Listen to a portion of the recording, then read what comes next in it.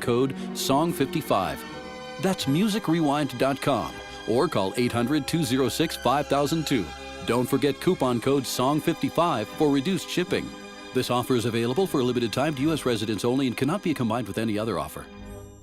Hey everyone, Ben Hawkins here with Cross Country Mortgage. Rates are still at historic lows, and there has never been a better time to purchase your dream home or refinance your existing. With over 300 loan products including conventional, FHA, VA, USDA, renovation, and jumbo, we are certain we have the right loan product for you and your family. Call me today to be pre-qualified to make the offer on your next dream home. 910-352-3373 or visit my website at lendwithben.com. Tune in to the WWAY News at 6 p.m. Thank you for joining us tonight for your news at 6. I'm Hannah Patrick. I'm Randy Aldridge. We want to get straight to our WWAY team coverage of last night. For the biggest and most compelling stories that make a difference. On the scene shortly after the blaze began and has the story now. Cleveland is one of the fastest growing towns in the country. First court appearance this morning in Pender County. WWAY News at 6 p.m. This is the place. Acoustic wave therapy at the Frank Institute is a revolutionary treatment for inflammation, issues of blood flow, and is a solution for the constant suffering of chronic pain. Through the localized transmission of sound waves, stem cells are stimulated to bring about restored blood flow, vascular regeneration, and the disbursement of pain receptors to affected areas. If you've been told that your issues could not be treated without surgery or prescription, give us a call. Non-invasive, non-surgical, and prescription-free. Acoustic wave therapy is only available at the Frank Institute. Call today, 910-679-8534, and ask about acoustic wave therapy.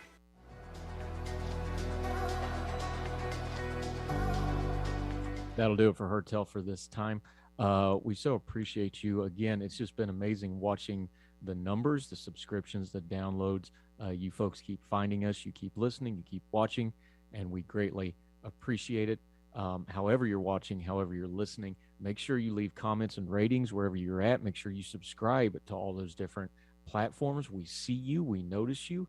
And we greatly appreciate you. And those comments and ratings also let other people know that Hertel's worth checking out. We put a lot of effort into it to make sure we never, ever waste your time. We never want to insult your intelligence. And we always want to give you good information, turning down the noise of the news cycle. We think there's more people that want that. And by you doing that, you help them find us. We'll keep doing it as long as you keep watching and listening. If you want to interact with us, reach out to us. Email herdtelshow@gmail.com. Would love to hear from you. Questions, comments, epistles. You got an article you want to touch on, got a topic you want reviewed, something you don't think's getting covered, let us know. We might even use it on the show. Keep your bearing, be polite, but we'd love to hear from you and love to make you a part of this program because it's our program. If you don't watch and listen, I don't have anybody to talk to. This is a partnership, so feel free to reach out. Also, Twitter @HerdTellShow. Also, my Twitter handle, 4 for the Fire. You can reach out to me that way. We'd love to hear from you. So, wherever you are across the street or around the world, we hope you and yours are well. We hope you are well fed. And we'll talk to you tomorrow for more Hertel. Take care. All the music on Hertel is provided under a Creative Content license from monstercat.com.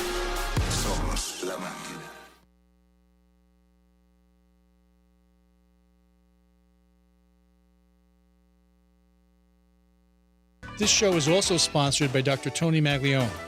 Dr. Tony is a cardiologist practicing in Wilmington. He accepts Medicare patients, and his office is located across the street from New Hanover Regional Medical Center at 2032 17th Street. The office number is 202-1071. Dr. Tony is an author whose last book is Rules for Conservative Patriots, and it can be purchased on Amazon. His website is www.drtonymag.com. Hi, this is Justin Humphreys from the Humphreys Law Firm on Eastwood Road. Tune in Thursdays from 6 to 7 p.m. for Objection to the Form, covering civil litigation, real estate issues, and intellectual property. That's Objection to the Form, Thursdays 6 to 7 p.m. right here on the Big Talker 106.7 FM. If you want to talk about culture and politics without all the caterwauling, then you'll love Hertel Radio with me, your host, Andrew Donaldson, every weekday morning, 6 a.m. with a replay at 3 p.m. right here on the Big Talker. Catch it on the Listen Live tab on the app or watch on the Facebook page. Hello, I'm Jeff Rivenbark with WWAY News. Some airlines are rushing to cancel or change flights heading into the U.S. over an ongoing dispute about the rollout of 5G mobile phone technology near American airports. The issue appeared to particularly impact the Boeing 777, a long-range wide-body aircraft used by carriers worldwide. The cancellations come even after mobile phone carriers AT&T and Verizon say they will postpone new wireless service near some U.S. airports planned for this week. The TSA has released new figures about the number of firearms found in travelers' carry-on luggage at airports across the state. Last year, TSA officers found a total of 254 firearms at the state's 10 airports, which is more than double the 2020 figure of 105. The number of weapons found last year at Wilmington International Airport was 6 compared to the 3 found in 2020. For a list of firearms found by TSA officers at each of the state's airports, head to our website, wwaytv3.com. New Hanover County health leaders met yesterday to discuss whether to reinstate a mask mandate. The Health and Human Services Board ended its 2-hour meeting yesterday in a 5-5 split vote, which means no mask mandate will be going into place. Even though nearly 32% of the COVID-19 tests are coming back positive in New Hanover County, Commissioner Jonathan Barfield says enforcing something where many are going to protest to not do, and then putting the burden on stores and restaurants to enforce that is really a challenge for them. At-home COVID tests will be much more readily available now that the White House has rolled out its new website. Every American can order 4 tests per household, which will be shipped within 7 to 12 days. The need for more tests has skyrocketed thanks to the highly contagious Omicron variant. For more on these stories, head over to wwaytv3.com. I'm Jeff Rivenbark. Have a great day. Happy Wednesday, everybody. I'm WWAY meteorologist Ramel Carpenter with your Storm Track 3 forecast. We are looking pretty good on this Wednesday with temperatures eventually climbing all the way up into the low to middle 60s under mostly sunny skies. Get outside and enjoy it while it is here. Late tonight, though, we are going to see partly cloudy skies ahead of a cold front that will approach the area on Thursday. As a result, temperatures not going to be as chilly as they have been the past few nights. We drop all the way down into the low to middle 40s. Get your full forecast on WWAY and WWAYTV3.com. This news and weather is brought to you by 2 Men and a Truck. For your free quote, go to 2menandatruck.com. 2menandatruck.com.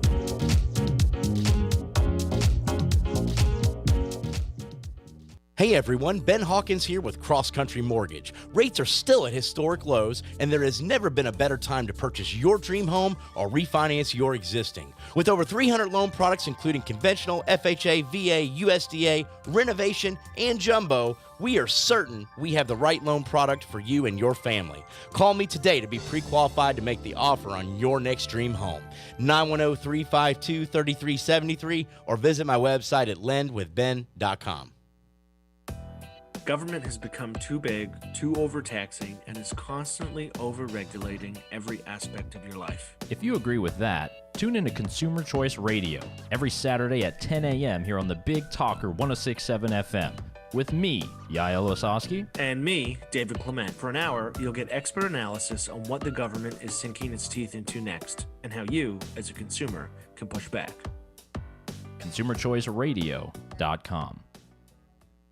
O'Leary's Automotive Repair has multiple locations in the area in Hampstead, Leland, the Myrtle Grove area, Ogden, and Wrightsboro. O'Leary's Automotive Repair, a trusted, locally owned business since 2006.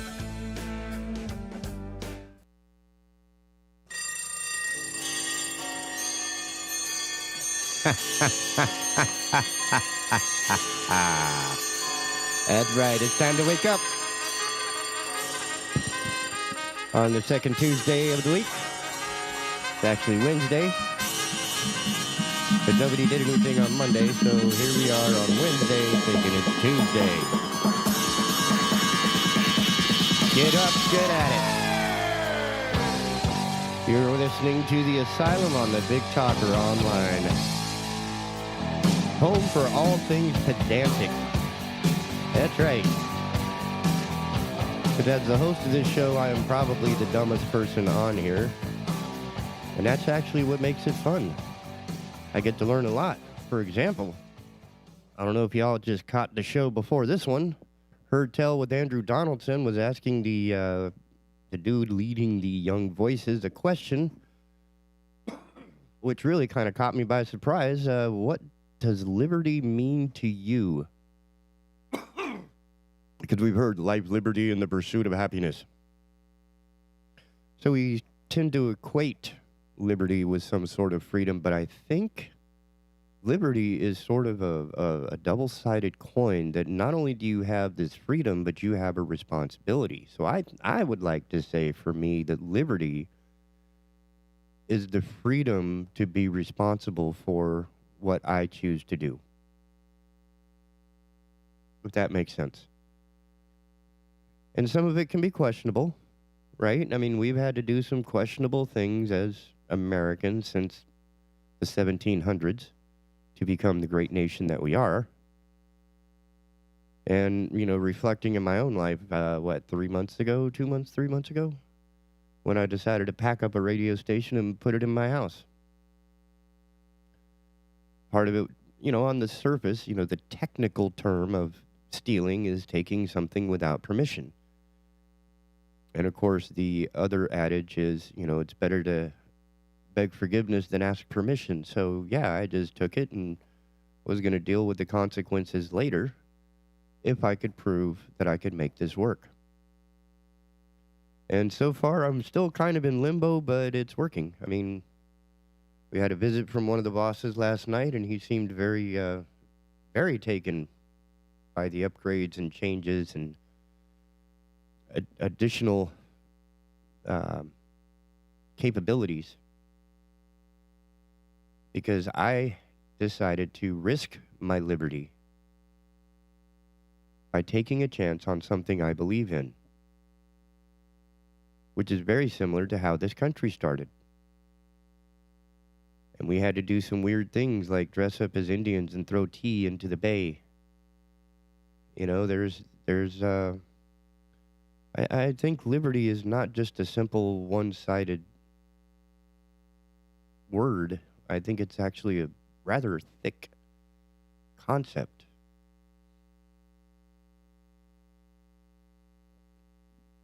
Because it is true that, nobody has the right to take anybody else's life unless, of course, they have forfeit their life due to their own actions. The pursuit of happiness, that's just letting anybody do what it is, go figure out what makes you happy and do it. Whether it's being a CPA or being a football player or anything like that. So there's lots of options to explore when, looking at a single word. And I find it interesting that I don't think a lot of people have had that opportunity. If that makes sense. To really explore freely what something might mean to them. Because we just read it going by. Hey, life, liberty, and the pursuit of happiness. Maybe that's the way to go. When in reality, that's all we've been, you know what I'm saying? Now, where did that meeting go? I'm looking for it, homie. There we go. And I think we're getting it ready. Check 1, 2. Oh, yeah. I think we're...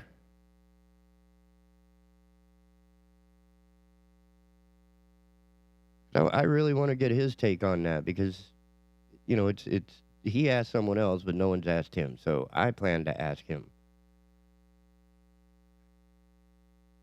Because liberty, I think, is a lot more to unpack.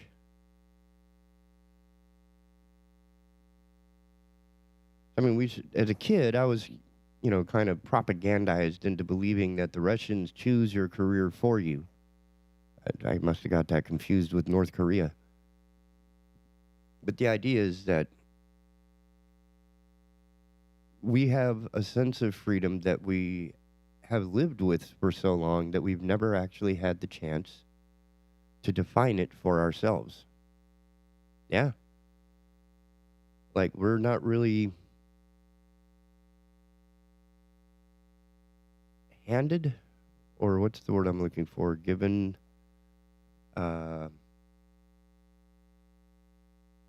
like when it's just handed to you. you're not able to, you're not required to think about it. You're not required to mull it over in your own context. What's it like in your life? What does it mean to have liberty in your life? If you're in the Navy and you've got liberty for 24 hours, you can go offline, you can go off the boat, you can go do stuff. And that's called liberty. Then we have the Liberty Bell. So we've taken this word and applied it to so many different situations and things that it may not have this, it's been watered down or redefined or whatever you want to call it in the 200 years and change since we first put it into our declaration. 250 years now. So being the young country that we are, and we base it all on life, liberty, and the pursuit of happiness, and yet I don't think a lot of us are able to define liberty for ourselves. We can define happiness for ourselves. And again, it's not that you're guaranteed happiness. You're guaranteed the freedom to pursue your happiness. And that's a big difference. As my political science teacher once said, look, the pursuit of happiness is complete, misery is yours. Whatever level of happiness or misery, you are in control of that. Each one of us is in control of that.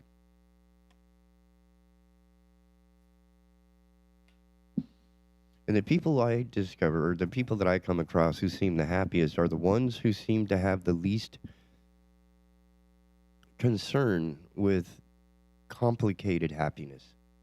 Like walking a dog on a beach make a lot of people happy. That's their happy place. Being in the middle of all this radio stuff is not the best happy place I've ever been to, but it is quite the exercise. For example, when somebody goes into a gym and you start tearing into your muscles so that you can build muscles and become stronger and such.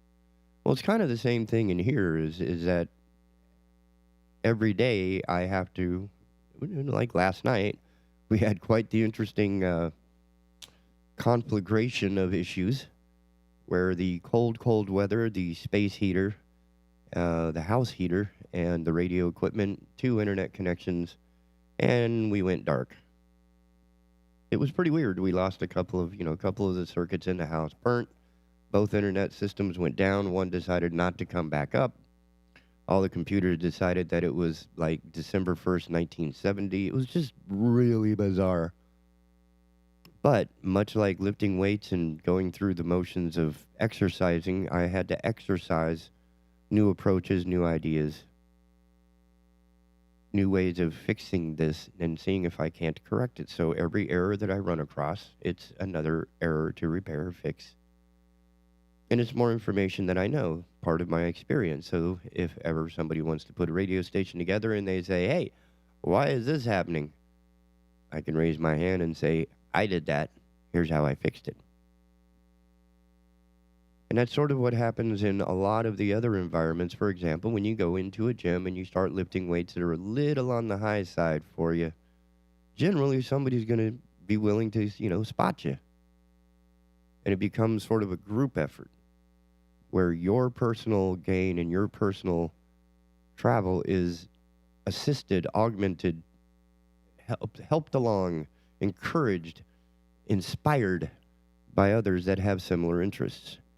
And I think that's where the real pursuit of happiness starts to cash in. Because as we discover more people with our similar interests and our same, we get to converse, we get to, develop friendships that are based on what we do, how we feel. And it is a double-edged sword, much like, liberty, because you're supposed to be responsible for what you do. Right? Whatever it is you want to do, that's on you. If you want to get drunk and drive your car, that's on you. Nobody made you do that. If you're in a job you don't like, nobody made you do that. Of course, the necessity to pay bills and live in a place that's not, torn up, nasty skank lined with cardboard and under the 3rd Street Bridge. But yeah, that's, there's a level of responsibility that each must take for ourselves. That's boom.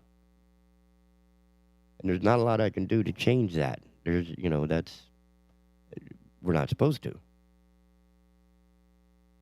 And if you're miserable where you are, you have the opportunity to change that. Much like if you're watching television and you don't like what you see, hear, or experience, you are able to change the channel or turn it off, read a book.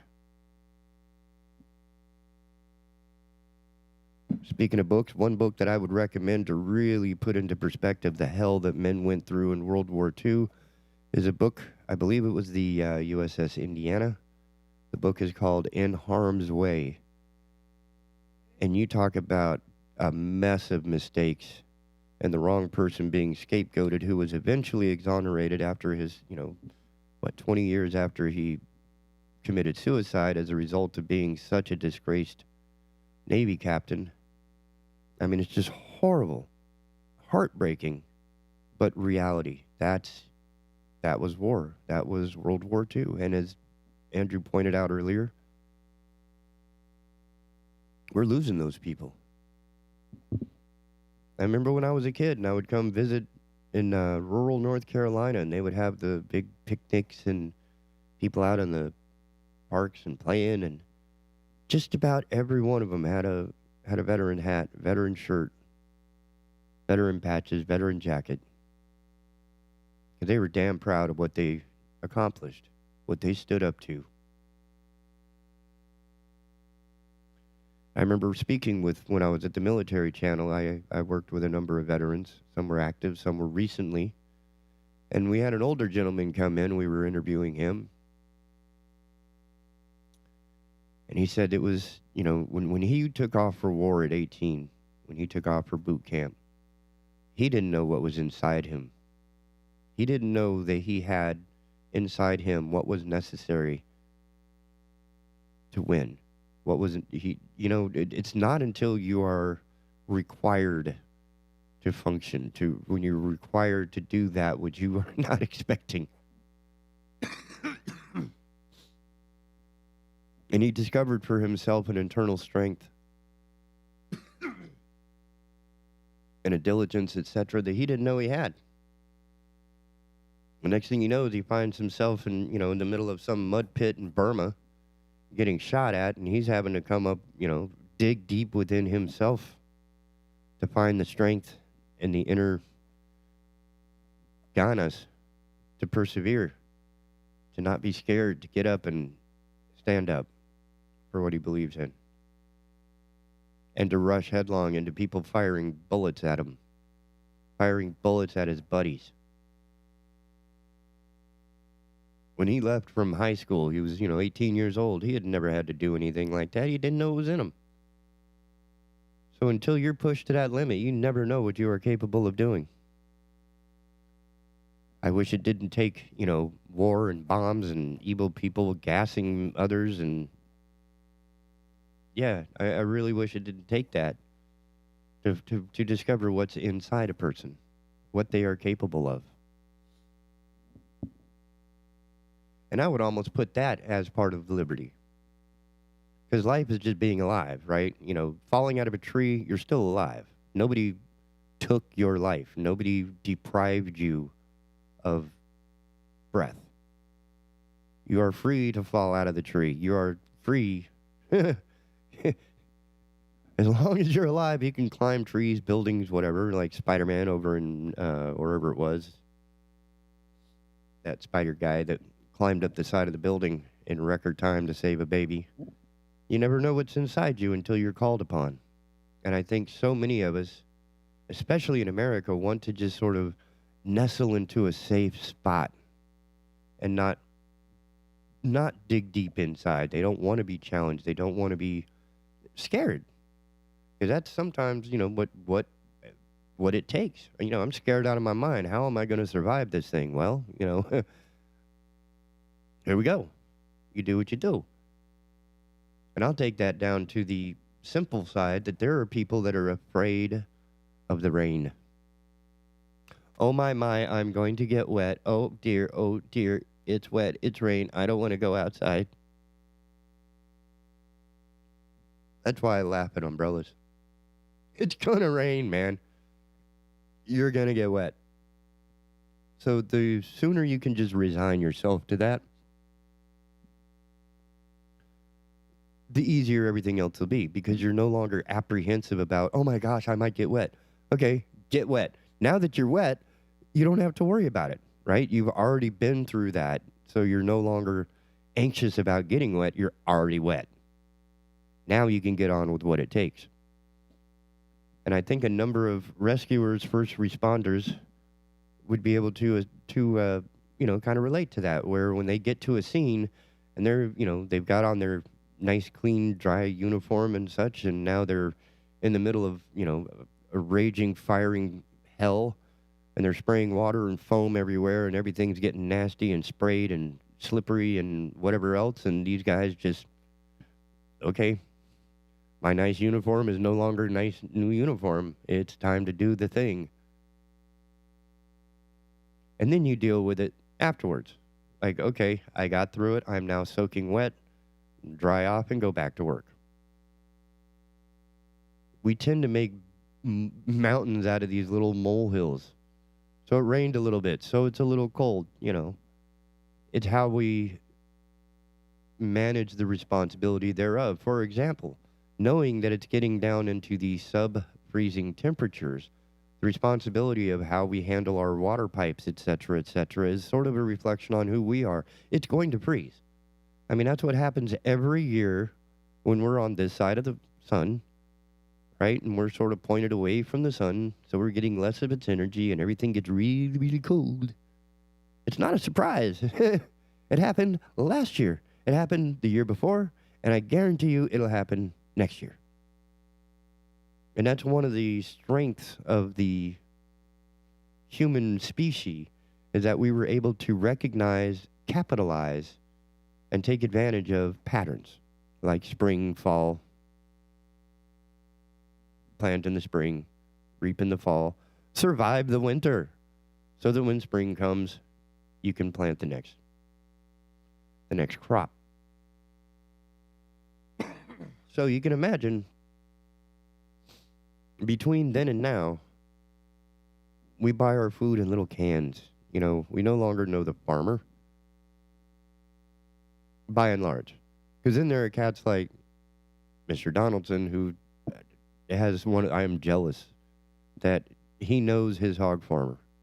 He knows his hog farmer to the point that he will drive by his house and bring it to him. Right? I mean, there are restaurants on Wrightsville Beach that the fishermen, I was shooting 22 North, doing a special on their restaurant. And he gets a phone call from the fisherman, and he says, hey, meet me at the end of the street, which is basically the dock. And, I've got some fish for you to look at. You get first dibs, basically. So the guy's dragging back to the restaurant fish that are still breathing. That's how fresh this stuff was, right? Now, that's some hard work. That's some connectivity right there. That's going the extra bit. So instead of, finding a little white tray with the favorite cut of meat on there, a lot of people seem to freak out that, it's a cow. That's my favorite animal. Teacher didn't understand that when they asked, because they asked all the other kids, what's your favorite animal? Lion. Or peacock, I think, was one. And, lion was very popular. Birds were, a number of them were very popular. They get to me, and what's your favorite animal? I said, cow. Oh, cow. How is it that a cow is your favorite animal? And I said, burger, steaks, ribs, brisket, jackets, boots, chew toys for the dog. I mean, what about a cow isn't, it's part of who we are. We cannot be afraid of that which it is that we do to get where we're going. We lost that 150, 200 years ago. When it used to be, you would go to market and you would buy the thing while it's still walking. And then you cut its throat and you skin it. You make clothes out of the skin. You know, you do. It's a lost art. There's butchers that know what they're doing. But we used to do it like just part of our own house. My grandmother from Fuquay. I remember going as a child that she would be plucking the chicken. That she snapped the neck of the chicken at the market, brought the chicken home, and was plucking it before she could do any of the preparation and cooking of it. Right? We don't need to do that anymore, and we've lost touch with what it is that keeps us alive. And that's kind of, that's kind of a bummer, I think. I mean, there's so much that we've conquered in our time that is unfortunate, that we've lost contact, lost connection with them. And as Andrew pointed out,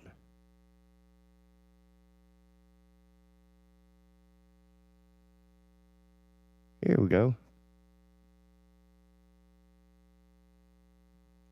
All right, let's try this one more time. How you doing, sir? I'm well. How are you, sir? Oh, that sounds so good. I am beside myself with giddiness at the moment. I have succeeded in this attempt, and I'm, wow, really, really excited about that.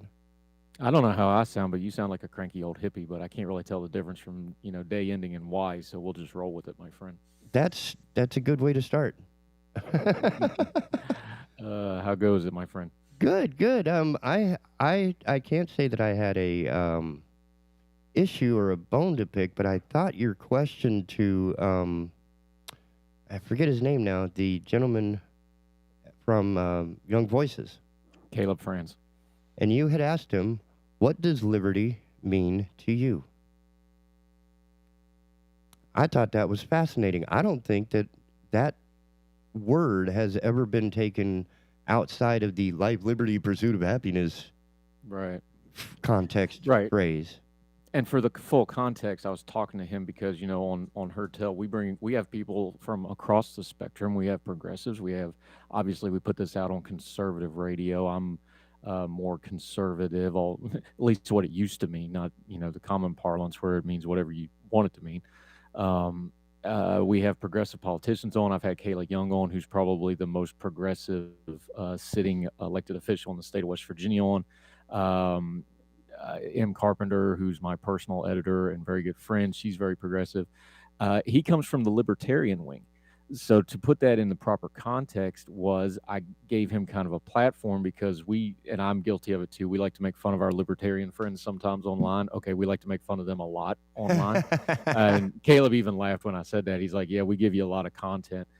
But he comes from the libertarian wing, and I wanted to give him the opportunity because we can get into caricatures of people, and I just gave him kind of the floor of explain what a libertarian is. And then my follow-up question to that, it was in the context of what a libertarian means and what it means to him. Then I asked him that question in that context because there's a group of those folks, and Caleb's one of them, and I love Caleb to death.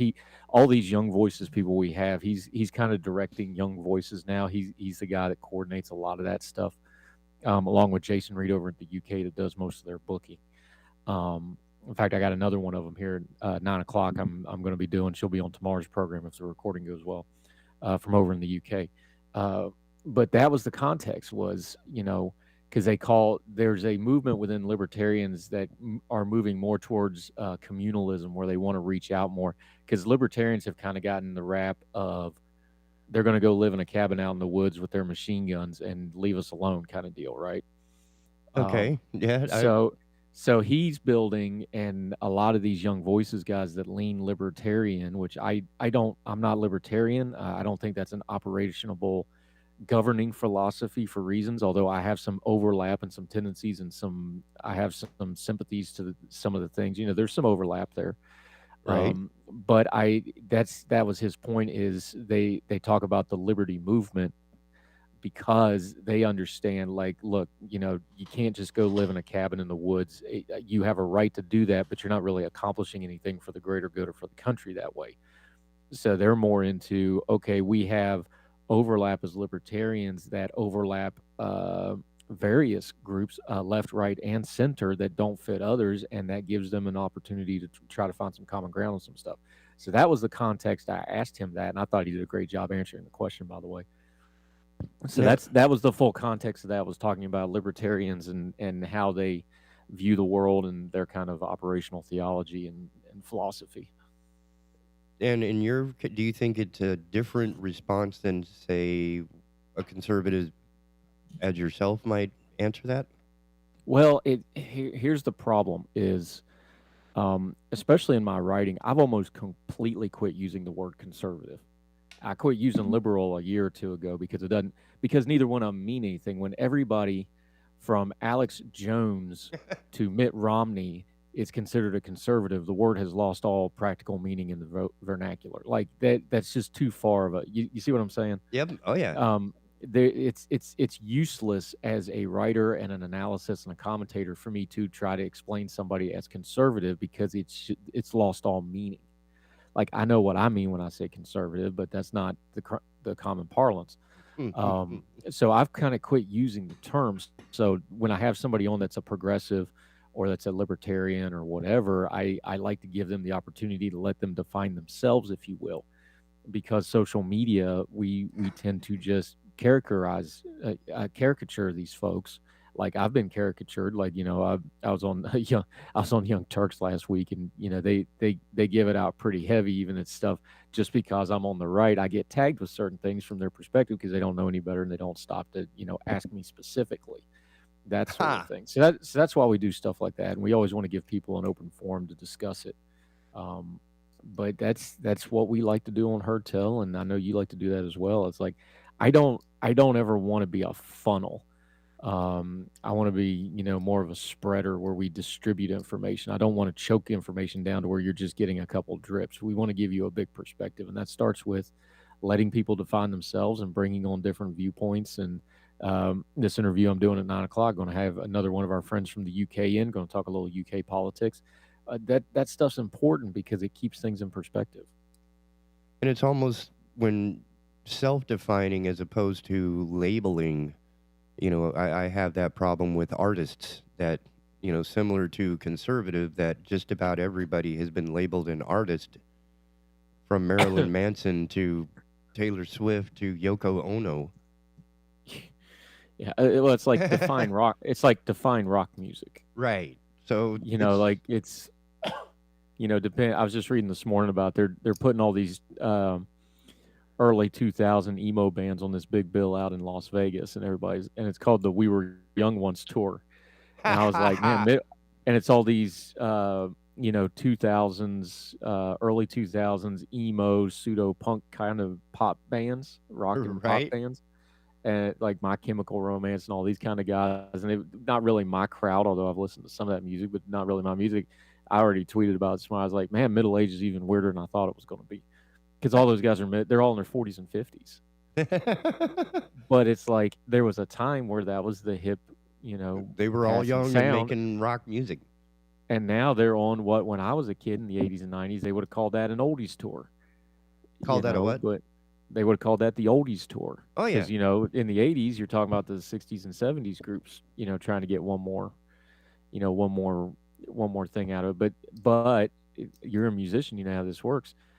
Go look at the list of highest grossing concerts. It's all nostalgia acts. That's who makes money at concerts. It's not the young hip bands. It's, the freaking Eagles are the highest grossing band every year. The Rolling Stones are the highest grossing band every single blessed. And it's not even the Eagles now. It's Don Henley and Vince Gill and friends, but they still call it the Eagles.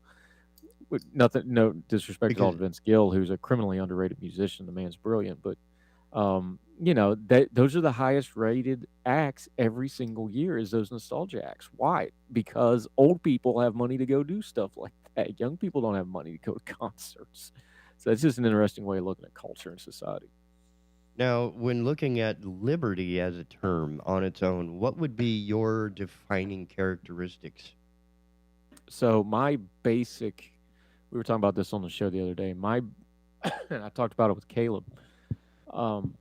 Excuse me, on today's show, my basic theory at the bottom of everything is I want the most amount of freedom for the most amount of people possible.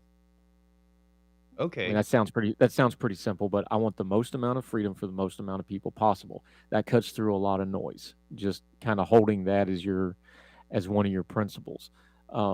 Liberty. The thing about liberty, and this is where I depart with our libertarian friends a little bit. Liberty has to have guardrails to it, or it's not really liberty. And it's kind of like the family pet that doesn't like having a fence, but it doesn't realize that there's cars on that road. That sort of thing. There has to be guardrails. There has to be personal accountability, which we talk about a lot on Herd Tell. Yeah, man. Addison Hosner was on. We talked about the insider trader scandal that it's involving at least a fifth of Congress, including the Speaker of the House, and nobody's talking about this. Personal accountability. We cannot have a free country if we don't have accountability. We cannot have a free country unless we have laws and we follow the laws. So when you talk about liberty, you always have to talk about the other hand of personal accountability, of laws, of guardrails, because you can't just have a free-for-all, because there's no way to have a free-for-all that doesn't encroach on other people's liberty. Right. You have to have a structure so that the most people possible have the most amount of freedom possible. And that requires rules. It requires give and take. It requires you giving a little to let somebody else have a little more. And that's how society works. And that's where I part with some of the real hardcore libertarians, because they're like, well, you just do whatever you want, I'll do whatever. Well, that never works, because there's no way that doesn't have a conflict in it, because that defies human nature. So that's where I go with liberty. Is we have a free society. But here, let me say this too, because when we talk about a lot of the debates going on, too many people think freedom is freedom from consequence. Okay. And that's not true either. You have freedom for decision making. You can do whatever you want, but you're not free from consequences. And too many people think real freedom means you can do whatever you want with no consequences. No, that's being a toddler. You need to be a grown adult and understand with freedom comes responsibility. You are not free from consequences. You can make decisions, but you're going to pay for them. And Or so that's just benefit kind of from where I them. fall on that. If you're gonna, at no risk, no risk it, no biscuit, man. Like That's these people want. I'm so sick and tired of this. These people, especially on social media, just constantly act like they should never have an adverse consequence for anything, ever. And it's being a freaking child, man. Everything you do has a consequence. Everything you do affects people around you. And this idea that you should be able to just do and say whatever you want, and freedom of speech. Yes, I will defend to the death your freedom of speech, but you're not free of consequences of that speech. If you say something stupid, you deserve to get mocked and laughed at. If you say something super offensive, you deserve to be run out of polite society until you confess the error of your ways and repent and do some damage control. You don't get freedom from consequence, and we have a whole bunch of people that want freedom from consequences. That's not freedom. That's where oppression comes from, because now what they're really saying is, I matter more than everybody else. that sounds like what was it in George Orwell's book? Some people are created more equal than others. Well, Animal Farm dealt with this. Yeah. They thought they were going to rise up and be the be all end all, and they didn't realize their place in the world. So freedom and liberty are fine words, but if you don't have responsibility, if you don't have perspective, if you don't have maturity, if you don't have some just grown folks doing that, you wind up with a free-for-all that's a total mess for everybody, and then everybody has less freedom, not more freedom. And I find it interesting that you start your definition from a metacognitive point of view, where you want the most liberty for the most people, and then you step into that liberty is a two-sided coin, that you are free but not free from. So the personal responsibility at each individual level, but at the macro level, it's everybody as much as we can. Yeah, and Caleb talked about this morning. He used the example. He's like, and he was talking to his own tribe, because he considers himself a libertarian. He's like, this thing that we're all going to live in cabins by ourselves is just not workable. And believe me, I look constantly. I've got a piece of land up in West Virginia. I want to build a cabin on it, and I want somewhere where I can get away from everybody and let the world burn, and I don't care. A couple of solar panels on the roof, and I'm very man. I got a creek. I don't even need solar panels, man. We got a creek, and we got this prettiest little piece of land God ever made, and it's all mine. I just want to put my cabin up there and be left alone. I'm sympathetic to that, but I have a duty and a responsibility as an American to do certain things a certain way. And I don't write about, I've talked about this before, I don't do culture and politics because I want to. Okay. I'd rather just talk about history and food and aviation and the things I really care about and really love about. That's what I would like to spend all my time on. But I have a duty to try to make the world a better place, try to make my country that I love very much a better place. So we do culture and politics and try to make a difference in our own little way, because I feel like I have to be involved, because I went through things in my life where I wasn't involved and I didn't like that feeling. And your life is short, and I worry about the country we're leaving our children, my own children, our grandchildren. So I have a sense of duty to do this political stuff. And if you're going to do that political stuff, why, I asked these people, why are you doing, he talked about the mentorship. When I mentor people, I talked to him, I was like, why, we get new writers in for Ordinary Times or wherever, the Young Voices people I'm going to be mentoring coming up this year. Why are you doing this? Do you want to get rich and famous? Well, you're probably not going to get rich and famous. So that's probably a bad reason to do this. Are you planning on being, the best writer in the world? Well, that title's already took, and you're, a couple thousand people down the list on that. So that's probably not a good reason. Do you want to try to do something that's going to mean something to you? Let me put it to you this way, because you're a musician, right? You're a gigging musician. Do you love music enough to go out there 3 nights a week and play in front of friends and family only and nobody else? Like, if you can't do that, if you're not okay with that, you don't need to be a gigging musician, because that's the life for at least the beginning, and usually sometimes for a whole career. If you don't have the passion to do it for just friends and family, you don't need to do it, because that's your baseline. You understand what I'm saying? Oh yeah. If you're afraid of like somebody hearing you practice, that's you're become too skittish of your own self. Why are you doing it? Are you okay writing an article that only your friends and family read, or maybe nobody reads? Are you okay with doing a morning program? Yeah. Are you okay doing a YouTube video that nobody watched, but was good quality content? If you can do that, then you're in the right business and you got a chance. If you can't do that, this thing's going to grind. It's going to grind. It's like the music business. If you can't put the work in if you can't workshop your music and practice and do all the, do the 80, 90 hours of practice for that 1 hour gig, if you can't learn to love the grind, this thing will chew you up in a hurry. I love the grind. And I think that's true for everything. And you get my 3 a.m. texts and stuff. So, I love the grind. I like the work. It's not work to me. And I was talking to Todd Kelly, who was the EIC of Ordinary Times 2 or 3 EICs ago, and he's kind of a mentor to me. And that's one of the things he told me. I told him, I was like, it doesn't even feel like work. He goes, yep. He's like, if it ever feels like work, it's time to quit. That's when go ahead and walk away as soon as it starts feeling like a job, you need to stop. because it's all downhill from there. But it's true. I mean, it sounds cliche, but it's true. If you don't love it that much, this thing will chew you up. And when you're doing politics and when you're doing culture, and everything I put out has my real name on it. Okay? Like, my name's out there. You can find my information. If you're going to put yourself out there and you're going to get the death threats, which I've got, and you're going to get all the mess online that you get because you're signing up for it, you volunteered, you're a big boy. If you're going to do all that, you better have a sense of self, of what you're about yourself, or it will absolutely chew you up. And not only that is you're going to lose yourself. We have seen so many people, big name people, U.S. senators, commentators, multi-million-dollar TV show folks, they completely lose who they are.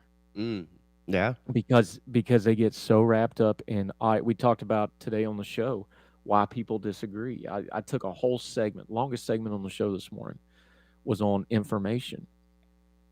And it was on this idea. There's this prevailing idea. It was a piece out of City Journal that if everybody has the exact same information and comes to the information the exact same way, they'll all come to the same conclusion. And it's nonsense because that's not true. Yeah, that's not. But That's but not we're happening. but then you end up condescending to everybody because you're like, well, right here's the information. I read it and you didn't understand that I understand how awesome this information is. So therefore you must be stupid. And we don't say it that bluntly, but that's how we treat people. And there's a lot of that going around. And then we wonder why nobody can communicate. Well, that's why. And it goes to what I was just talking about, all these big name folks. They get so wrapped up in audience capture, they forget who they are because they're chasing the audience all the time. And they Yeah. lose who they are, and they eventually end up really looking foolish or doing something really embarrassing because they forget who. I can go on and I greatly respect Dr. Rashad Ritchie, who has me on his program. I can go on there and I can take a lot of gruff from him, although they treat me very well. The staff's really nice, but he can say some pretty harsh thing, not to me personally, but as the surrogate for the right side of the political spectrum on his program, which is politically to the left. I'm the avatar for that segment, so I end up having a lot of crap that's not really my fault thrown at me, and I have to defend it. You understand what I'm saying? Oh yeah. Oh yeah. Do you have, it doesn't, he can say just about anything to me, and it doesn't bother me because he I has a know who I respect am. for you. Well, As- it's not even a respect thing, but he doesn't have anything that can touch me. I Like see. he can, like even when he's wrong, I don't have to correct every little thing he says that's wrong because it doesn't affect me. I can just pick out the one or two things he says and further the conversation. I'm saying that with all due respect to him because I respect him greatly, and I love going on his program and hashing stuff out. But he even commented, he's like, you know who you are and you're okay with it. Like, you got to be okay with just being right. Like, I know I'm right. I don't have to waste my time fighting with you to prove that I'm right. That's where a lot of this breakdown with things like, to dovetail this back around, things like liberty, things like freedom. If you're not okay just being you and being right, you're never really free because now you're enslaved to all these people you're trying to impress all the time. You're always chasing it. That's not freedom. That's not liberty. That's enslavement, man. And that's That's self-owned. your mind. That's your mind being owned by everybody other than you. And if you can't steal your own mind down, and that's not steal like the bank, that's still like, Gird your Psalm loins. 23 kind of still. Yeah. If you can't still. steal if you can't, I'm a hillbilly. If you can't steal your own mind down enough to not just react, it's the core principle of what I do with Heard Tell. Turn the noise down. Stop reacting to the news. The news is built to react to it. You can be in front of the news. Like, I already know what President Biden's going to say tonight. I don't know the exact words, but I already know what he's going to say. I know what Tucker Carlson is going to go on Fox right after that, and I know what he's going to say. I don't know the exact words, but I know the gist of it. So why am I reacting to either of those two things? Because I already know what's going to happen. You understand what I'm saying? And you end up giving energy that's not needed. And Man, I've got a brain injury. You only got so much bandwidth. Quit burning bandwidth on stupid crap that ain't going to matter tomorrow. By noon tomorrow, whatever President Biden said tonight isn't going to matter anymore. Now, do you think the optics and the All due respect to the president, but that's just the truth. By tomorrow, something else will happen, and we'll be on to the next thing. So why am I reacting to it? Get ahead of the news. I already know that this is a big, when they go out, the aides go out and say, well, this is a reset moment. When it's like, well, if you're resetting, that means things are not going well. Okay, that means it's bad. You done screwed up. kind of like a that's the video deal with game? that. Yeah, you hit reset when you're so frustrated with the video game, you don't know what else to do, so you just hit reset to start over. I already know what this is, and I know how the right's going to react to it.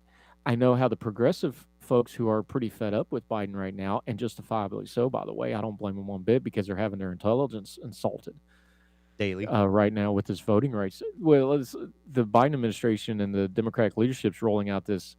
They're doing all these votes on voting rights that they know are going to fail. Like, wait a minute, you sat on that for over a year because you knew you couldn't pass it. You're just rolling it out now to make it look like you're doing something. That insults the intelligence of the progressive left that really cares about that. I don't blame them a bit for being upset. They ought to be. They're being treated like they're stupid, and they're not.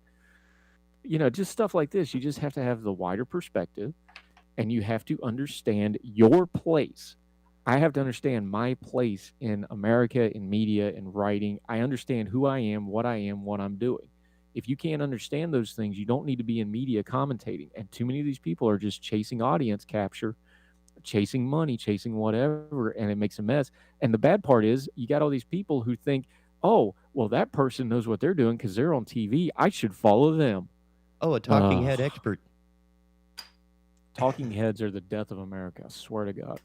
But they make money, especially if they're employed to, appear on the same station 6 times a day, 5 days a week. Look, I ain't saying I won't take the call and cash the check. I will. But I'll also tell you, like, I said it 3 times this morning when I went back and edited. I got curious. I said 3 times, like, you have to do your own homework on this stuff. Don't take my word for it because I'm wrong too. I'm going to lay out the information, and then you need to go get on the magical Google machine and do some homework for yourself. Because if you don't care enough to do your own homework on the issues of the day, you're already lost.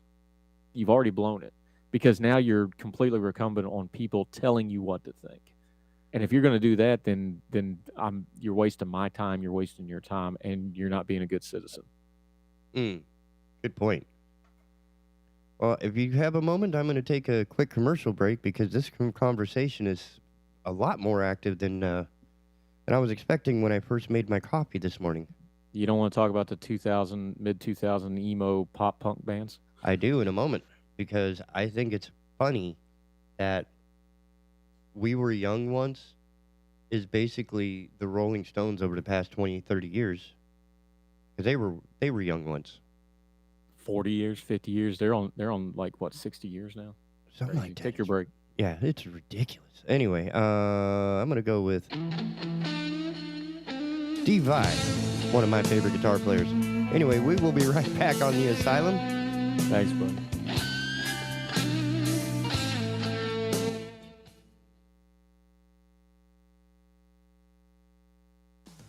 Hello, I'm Jeff Rivenbark with WWAY News. Some airlines are rushing to cancel or change flights heading into the U.S. over an ongoing dispute about the rollout of 5G mobile phone technology near American airports.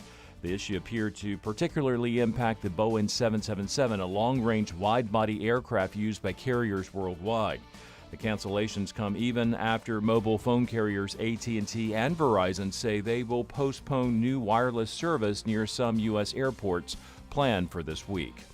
The TSA has released new figures about the number of firearms found in travelers' carry-on luggage at airports across the state. Last year, TSA officers found a total of 254 firearms at the state's 10 airports, which is more than double the 2020 figure of 105. The number of weapons found last year at Wilmington International Airport was 6 compared to the 3 found in 2020. For a list of firearms found by TSA officers at each of the state's airports, head to our website, wwaytv3.com. New Hanover County health leaders met yesterday to discuss whether to reinstate a mask mandate. The Health and Human Services Board ended its 2-hour meeting yesterday in a 5-5 split vote, which means no mask mandate will be going into place. Even though nearly 32% of the COVID-19 tests are coming back positive in New Hanover County, Commissioner Jonathan Barfield says enforcing something where many are going to protest to not do and then putting the burden on stores and restaurants to enforce that is really a challenge for them. At-home COVID tests will be much more readily available now that the White House has rolled out its new website. Every American can order 4 tests per household, which will be shipped within 7 to 12 days. The need for more tests has skyrocketed thanks to the highly contagious Omicron variant. For more on these stories, head over to WWAYTV3.com. I'm Jeff Rivenbark. Have a great day. Happy Wednesday, everybody. I'm WWAY meteorologist Ramel Carpenter with your Storm Track 3 forecast. We are looking pretty good on this Wednesday with temperatures eventually climbing all the way up into the low to middle 60s under mostly sunny skies. Get outside and enjoy it while it is here. Late tonight, though, we are going to see partly cloudy skies ahead of a cold front that will approach the area on Thursday. As a result, temperatures not going to be as chilly as they have been the past few nights. We drop all the way down into the low to middle 40s. Get your full forecast on WWAY and WWAYTV3.com. This news and weather is brought to you by 2 Men and a Truck. For your free quote, go to 2menandatruck.com. 2menandatruck.com.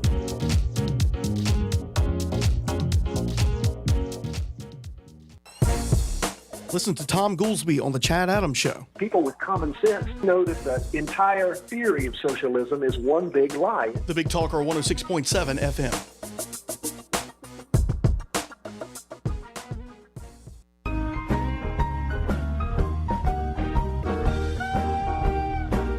This is Radio Free Dixie. Let's talk about Confederate diversity. Yes, Confederate. The Northern victors in the War for Southern Independence don't want you to know that thousands of African American Southerners served in the Confederate military. President Jefferson Davis was so impressed with their service that he recommended to the Confederate Congress that they be emancipated after the South won its independence. After the war, thousands of black veterans collected state war pensions, just like other Confederate veterans, and they attended annual reunions of the United Confederate Veterans. The Sons of Confederate Veterans invite you to learn the truth about your Southern heritage and join with us to make Dixie great again. Please visit us at makedixie.greatagain.org. That's makedixie.greatagain.org.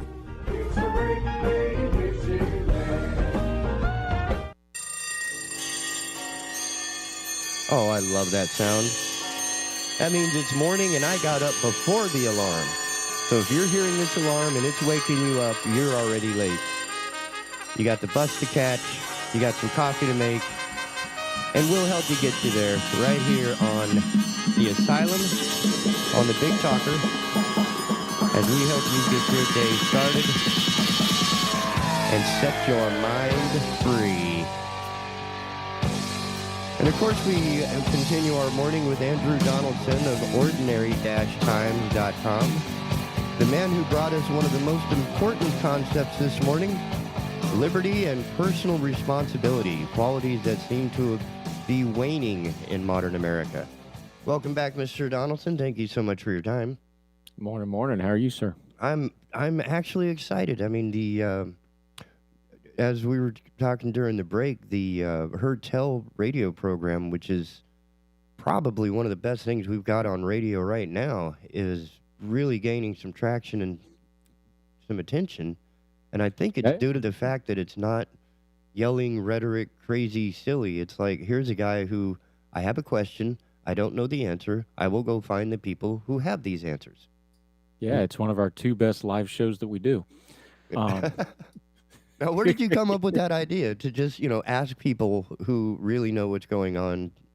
I mean, I got, and by the way, today's episode, if you haven't watched it yet, get on it. Caleb Franz, we talk about we have all these young voices. He's the guy that's coordinating young voices right now. He took over for Stephen Kent back during the summer. He talks about Young Voices program, which is people I'm affiliated with. You're going to be seeing a lot of them on Heard Tell, probably see them on the other programming down the road as we move forward, and explains what they do. But it's emblematic of what I do is I just got fed up with not getting the media that I wanted to listen to. And I'm over it. I've told this story before.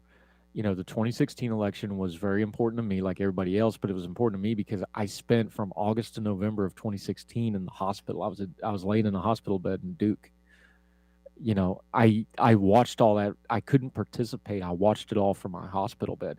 I got home in time to vote. In fact, that's the first time I'd been out of the house since I got out of the hospital. I had to go vote, which is another story for another day because I still had the feeding tubes and all that crap in from home health. They had to roll you They in? had to help me. No, I walked in, but I had the IV bags. And... I've since villainized her, so I don't want to delve into it. The poll worker didn't understand. She's like, "You can't take your bag," and I finally pulled my shirt up. I'm like, "It's surgically attached. The bag stays." Oh man! That's rough. Yeah, but I had to use. This is why I got into. This is why we get people like Jenny Coulter, who not only an elections expert, but she's a poll worker. So when they talk about elections, I have her on because she can explain to you how this will actually work in the polling place. Like, I didn't understand, like, having an ADA, American with Disability Acts compliant polling station. I had to use one because I had to be able to sit down to vote because I was infirmed. Like, so it changes your perspective on accessibility to voting and things like this. But anyway, long story short, I started writing, and then I got to start doing some media stuff because I was writing. I became a writer by accident. I really got into media by accident. And then, our friend Joe at the Old Big Talker, when we were up on top of the Murchison building, he invited me down, and I started doing stuff, calling in the show for him, and was a guest, and then got a guest host and got to meet you, and it just kind of snowballed. And then I started doing Heard Tell as a podcast, kind of a traditional podcast back during the summer. Steve and Kent from Young Voices, they were going to do their accelerator program, which is a program that helps people start a podcast or a YouTube channel or whatever media they want to do. It's about a 6-7 month program. It's called Accelerator. And he called me up and he's like, hey, you need to apply for this. And I'm like, well, I don't have a podcast. He's like, just go make one. You need to be doing this. And I kind of been kicking the idea around anyway, but so I was like, okay, I'm just going to dive in and do it. And I took about 6 weeks, developed the concept, and we started doing the first couple of Heard Tells. And then we did some adjustments after the first few, but the principles have remained the same. We get a really good guest that's really, really knowledgeable. I don't screen them for ideology or political party or whatever. Does this person know what they're talking about? And we get them on, we ask them questions, and we talk. And we don't, it's right on our logo, no caterwauling. We're not going to yell, we're not going to fight, we're not going to fuss. That's not what we're going to do here. We're going to talk. And it's done amazingly well. I've been really surprised. So we do things that, like we just talked about a minute ago, Addison Hosner on. We talked about the insider trading scandal in Congress right now. One of the most watched episodes of the old podcast when we were doing it, long form, not the daily we're doing now. Remember all the riots in Portland? So we had this crazy idea. It's like, hey, I got these two guys that we know that write at Ordinary Times from Portland. One of them works downtown a block from where all this is going on. Why don't we just ask them what it's like in Portland right now? And it turned out it was completely different than the story that we're getting on the media. So we do stuff like that. We turn down the noise. We get to the actual information, and we never insult our audience. We just put it out there. It's like, this is what it is. We expect you to do your own homework. We expect you to have a basic level of knowledge, but we never insult your intelligence. We just get knowledgeable people, and we talk stuff out. It doesn't seem to me to be a revolutionary concept, but people just seem to think it's the most amazing thing ever. It's like, oh, good, you actually just talk. And the thing is if it's just some basic common sense. If everybody's screaming, you got to get quieter to be heard. Yep.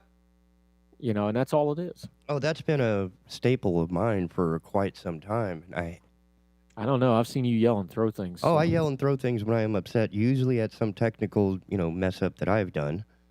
But when dealing with people and arguing, it's like, what, the louder you get, the quieter I'm going to get. But if it's just me and my equipment, yeah, I'm punching. Now, in discussing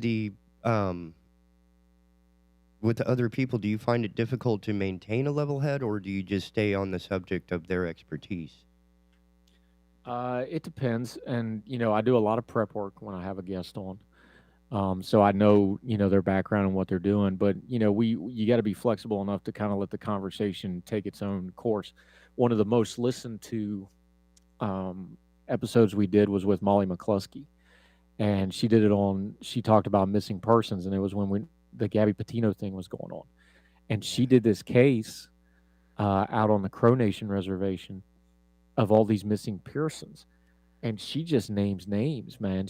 And Molly McCluskey is a very well-known, well-respected journalist. She was actually on the board of the National Press Club. She's a legit reporter. Okay, Big J. Yeah, she's Big J journalism. I love her to death. Good friend, been a very important supporter for me in my career. But she just names names. She's like, all these, because remember what happened with the Gabby Petito thing? They did it, and then everybody started pushing back, like, well, why is only the well-to-do, social media savvy white girl getting attention? Here's all these other cases. And then the very next day, all the networks are like, oh, there's all these other missing persons that we should be talking. That kind of crap. Yeah, jump the bandwagon. Molly just goes down the list. She's like, I have this Crow story. It's a feature story. And she just went down the list. She's like, every one of those outlets, every one of those publications, she's like, I couldn't give it away. Like, I was going to give it away for free, and they wouldn't take it because they didn't have any interest in it. And now they're all on like, oh, well, you should cover missing persons. And she's like, I went to every single one. She named the names. She's like, I went to that outlet and they turned this story down because they said missing persons wasn't important.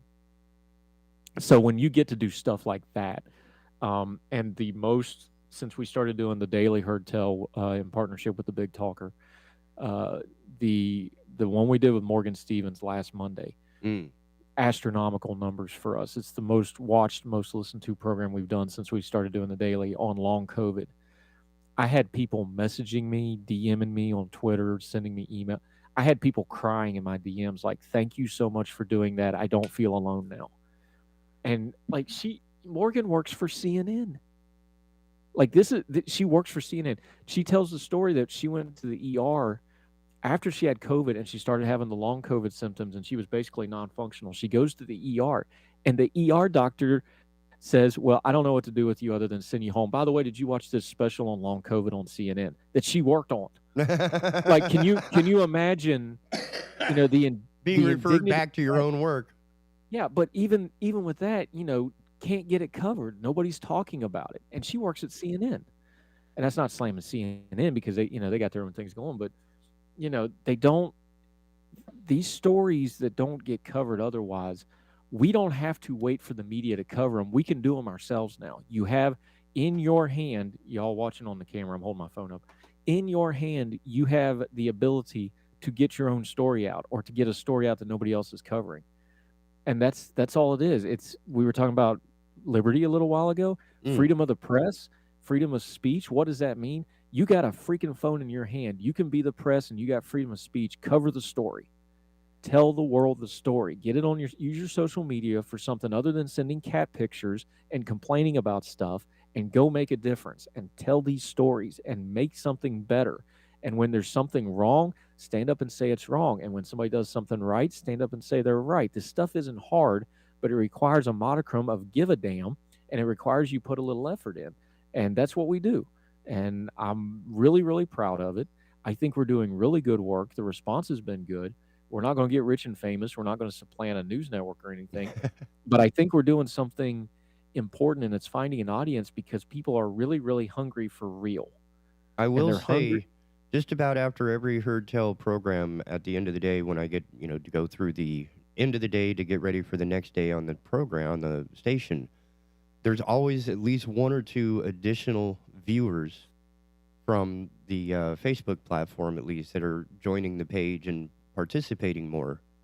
And I think that's gone a long way because your style of approach is far more level-headed and mature. And I think the radio station, the transition from the old Big Talker into the Big Talker Online is starting to become a little more mature itself, sort of following along that same path.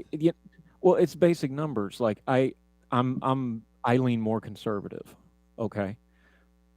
People talk about left and right like it's half and half. No, it's thirds. Go look at the 2020 election. You had 84 million people voted for Joe Biden. You had 76, 77, something, mid 70s, high 70s voted for Donald Trump. And 82 million people said, I don't want nothing to do with this hot mess, and kept their happy butts home and didn't vote at all. Yep. So it's really thirds. So if you're going to say all I'm going to do is cater to a conservative audience, you've just marked out 2/3 of the country of people who's never going to listen to you. So instead, why don't I go, I'm content, I'm comfortable enough in what I believe, I'll talk to anybody. And instead of just having a caricature of them, I'll bring them on and talk about it. And I'll bring on a progressive, and I'll bring on a libertarian, or I'll bring on somebody who doesn't care about politics at all, but has a specific issue they want to address.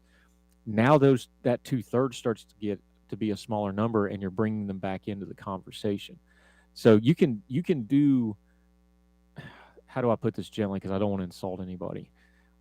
You can do your audience without turning them into a funnel.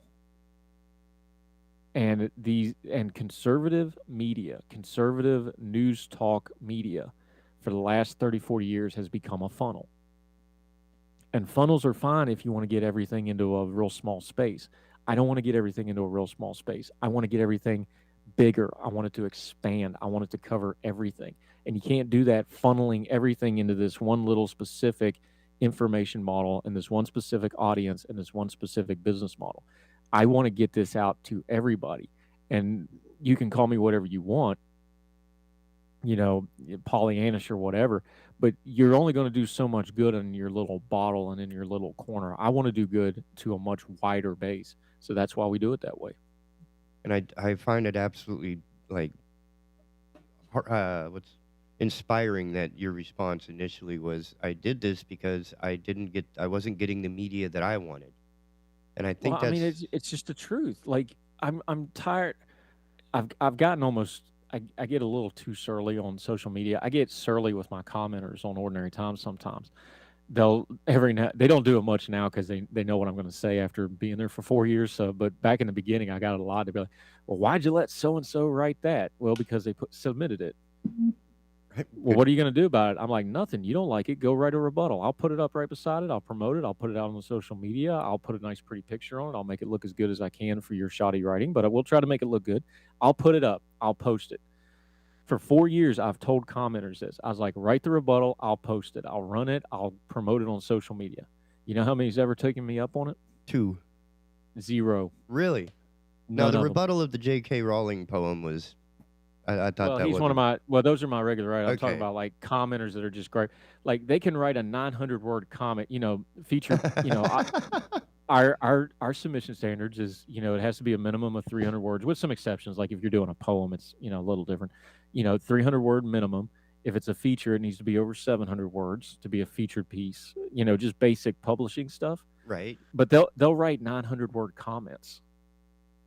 But they can't submit it. You know why? They don't want the pushback. They don't want to put themselves out there. That's why I defend my writers, even the ones I really don't agree with. And I don't agree with most of the stuff I publish. But that's not my job. That's not the important part. That's not part. the job. Right. I tell them all, I was like, the piece I got up today, we know we're going to have it's going to be a Donnybrook in the comments. And I told the writer, I was like, just remember, I was like, they can say whatever they want about the piece. I can't say anything.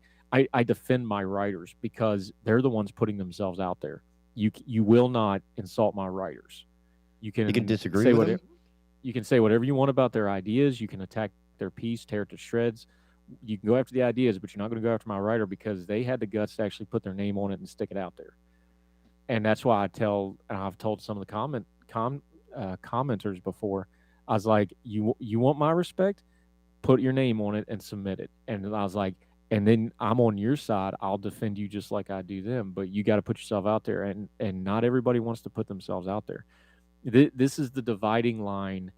Like the people we have on the show, on Heard Tell, I have no problem bringing on somebody that completely disagrees with me on anything, but I can respect them because they'll come on there and fight their corner. Like we've really, really lost that in our society because we're so busy just vilifying everybody. Because it's easier to just do us versus them, because that sells. Yes. Oh man. It's just them, and you other everybody that's not like you. But that's dangerous, and we've seen what happens when you do that because it's not true in a lot of cases. Do liberal progressives really want to destroy the country? Most of them, no. They have a very different vision of the country, and I think some of their vision is harmful for the future of the country, but that's an idea to hash out. I don't think we should throw them all in camps because of their ideas. But that's where you get to when you just other them of like, they're not real Americans. They're not real. They hate America. They hate everything about America. No, they don't. That's silly. That's being a toddler. This ain't the rec room. If you want to sit on a rug, and I really don't want to insult anybody. I'm just sick of it. If you want to sit on the kindergarten rug and just be read to, and then go take your nap and think you've done something appropriate, then we're probably not the show for you because you're not going to hang around very long. Because you're going to hear stuff that upsets you. You're going to hear stuff that hurts your feelings. You're going to hear stuff that challenges your thinking. But citizenship in the United States of America is grown folk stuff. You have to be an adult. And this infantilization of audiences by people with platforms has been so damaging to our political discourse. I'm not going to do it. Like, I'm going to treat you like an adult. I'm going to talk to you like an adult. I'm not going to scream at you. I'm not going to simplify something for you just to make you feel better about it. That's not what we're going to do. And if it's me and 3 other people, then, God wills it and we're going to go with that. but I'm not going to change that principle in what we do because it's not fair to our country. Our country and the people in it deserve better media than we're getting. And if we're not willing to do it ourselves, then we don't have any right to complain about it. End of rant. And a very effective, because you follow it up not just with the words, but with the actions of the last, 2 months now that we've been doing this, 2.5 months? Yeah, December 6th was the first of the Daily Show. For the folks don't know, like literally that was like a Thursday night thing. Like, I'm going to do a radio show in the morning. Right. we just did it because the opportunity, or like we were doing the other podcast, so it was just a retooling, and I had to, the know how to do it, and it just kind of clicked into place with the opportunity. It's like, okay, I can do a 1-hour show every day, every weekday, I should say. We can do a 1-hour show. I can do this. I've got the Rolodex to have, dating myself saying Rolodex now, contactless. We have the means. We have the means to have good people on. I think I can, and it was just that germ for about a couple hours, about a half a day really, of me going, I think I can do this. And then I talked to you about it and the support you give me. And I was like, all right, let's just do it. Yeah, we had it running in just a couple hours. And by the next morning, we had a 1-hour daily radio show going. I mean, we had to do a lot of tweaking. You remember, I think I texted you like 60 times over the weekend, like trying to get it all dialed in. Yep.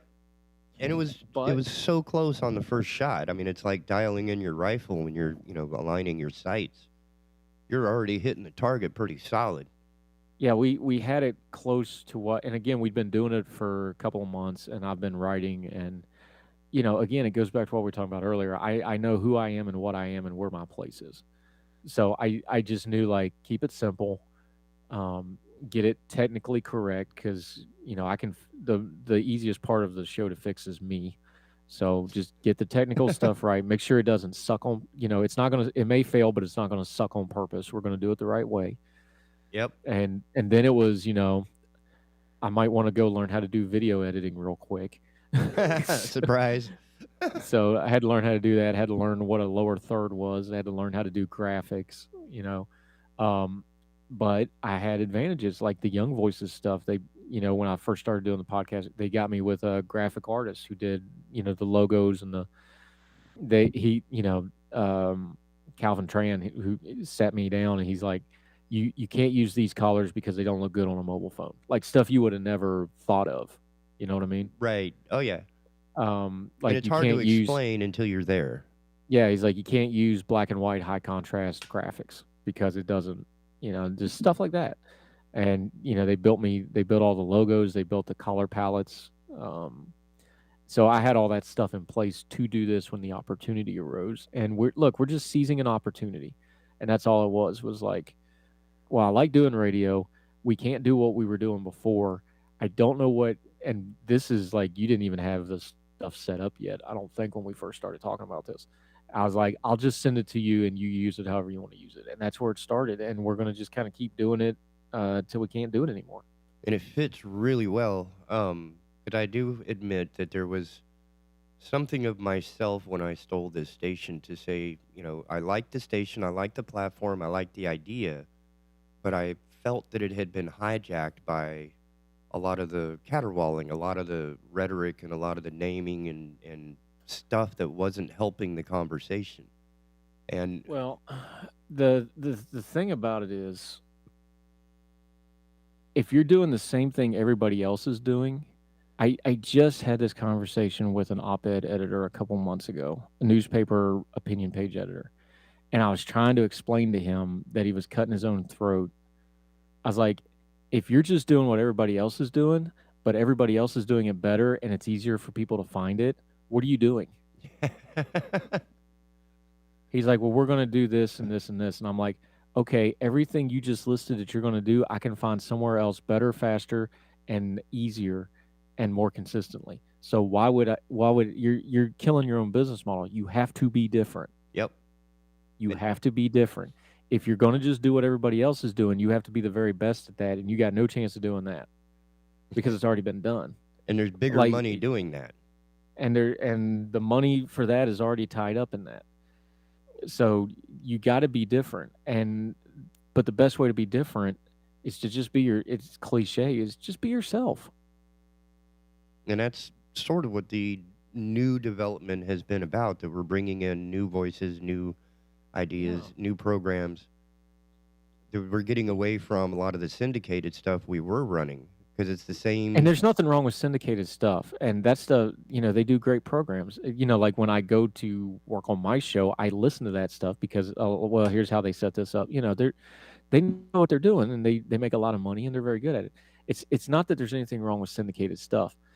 It's that there's people that need a voice that don't have it, that we can platform now. Yeah.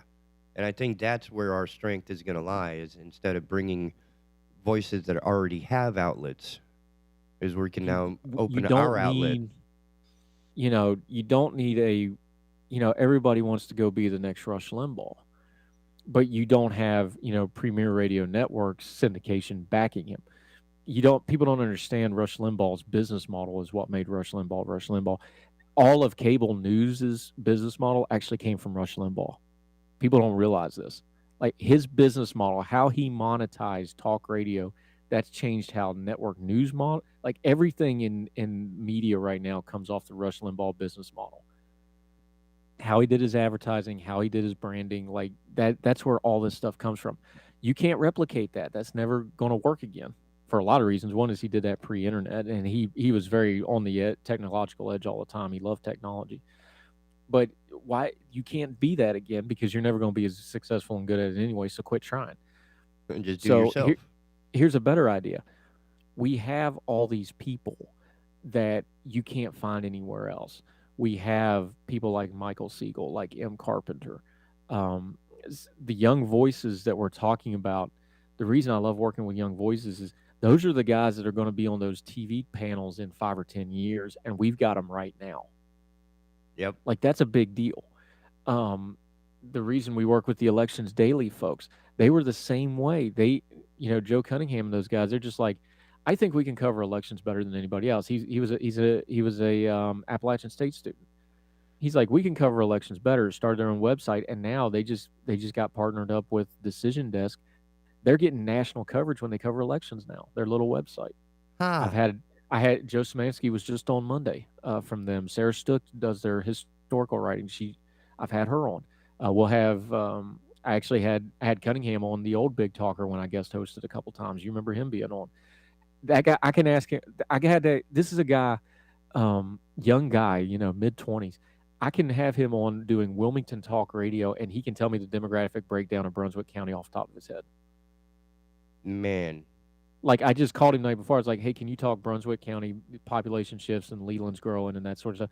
He's like, oh, yeah, I already know all that stuff, but I'll just touch up the numbers and I'll be on tomorrow morning. And for 20 minutes, just, rattles it off. Like, Man. why isn't the local media? That's a local guy. That's a local guy. Like, he's right there. But he's not as But interested. you don't see him on WRAL. You don't hear him on Raleigh's talk station. Why in the world aren't they talking to that guy? Well, he's not. But we can talk to him. We so can. why don't we build up what we're doing with people like that? And that's, I think a lot of it, after working in, sponsored news, or whatever you want to call it, news rooms, et cetera, that the drive is all about selling cars, carpets, and candy bars. Yeah, and nothing wrong with that. But the problem you get into is the people that are selling the cars, carpets, and candy bars start wanting a say on what you're doing. Exactly. And again, there's nothing wrong with that, because that's the deal. You sign the contracts, you become beholden to people. There's nothing wrong with that. That's your business model. That's fine. But we don't have those restraints right now. So as long as we don't have those restraints, we'll take a check, by the way. You can call us. Numbers at the bottom of the screen. But, if you don't have those restraints, why don't you just worry about doing good work with good people, and let's see what happens. And that's what we're doing. And that's our start. And it's been amazing. I mean, I'm still stunned that, the stuff is still here. It's still plugged in. It still works, unless, of course, we get hit with the power surge or whatever it was last night that caused living hell in my place. That was a little nutty. But the technology is allowing us to do things that when I was younger was just incomprehensible. And now it's I hate that you put it so clearly that just picking up a cell phone and you have the power, since I wasn't raised with this, it takes me a second to realize that my cell phone does have these capabilities in them.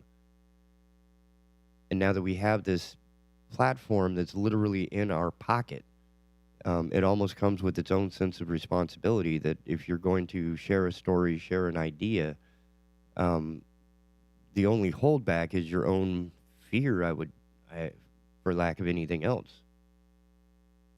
That it's something, each person has to develop for themselves.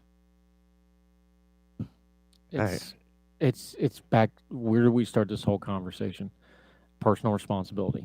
Do what you can with what you got for as long as you can. And we have the ability to do this. So why aren't we doing it? And why are we abdicating the responsibility to somebody else and then complaining about it of our information and news when we can do it ourselves? So we're going to do it ourselves, and we'll see what happens. And I'm appreciating it. Right now, we're at the bottom of the 8 o'clock hour. I'm going to take a quick break. Will you be able to stay with us for a little longer? No, I got to get off here. I got a UK call at 9. I got to go prep for, but it's always good talking to you, my friend. We'll do what we can with it. I appreciate your insight, and I tell you what, go pursue some happiness and some liberty this morning. We're going to go talk UK politics instead, but that's okay. It gives you something to do. Yeah, take care, buddy. We'll be right back on The Asylum on the Big Talker Online.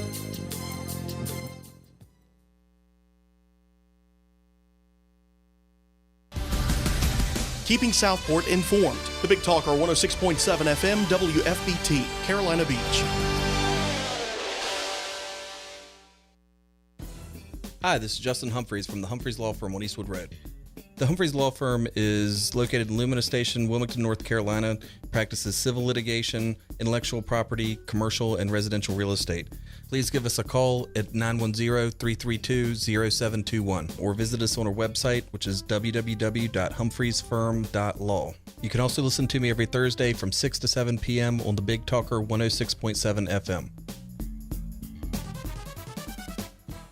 As Wilmington's leader in restorative and regenerative medicine, the Frank Institute specializes in health optimization. Simply put, we use in-depth evaluations and lab testing to determine the best treatments for each patient. So whether you're suffering from an unseen hormonal imbalance or a simple vitamin deficiency, the Frank Institute is ready to get you back to better living. Call us at 910-679-8534 or fill out our symptom survey online at frankinstitute.com. Because at the Frank Institute, you live, we help. Hello, I'm Jeff Rivenbark with WWAY News. Some airlines are rushing to cancel or change flights heading into the U.S. over an ongoing dispute about the rollout of 5G mobile phone technology near American airports. The issue appeared to particularly impact the Boeing 777, a long-range wide-body aircraft used by carriers worldwide. The cancellations come even after mobile phone carriers AT&T and Verizon say they will postpone new wireless service near some U.S. airports planned for this week. The TSA has released new figures about the number of firearms found in travelers' carry-on luggage at airports across the state. Last year, TSA officers found a total of 254 firearms at the state's 10 airports, which is more than double the 2020 figure of 105. The number of weapons found last year at Wilmington International Airport was 6 compared to the 3 found in 2020.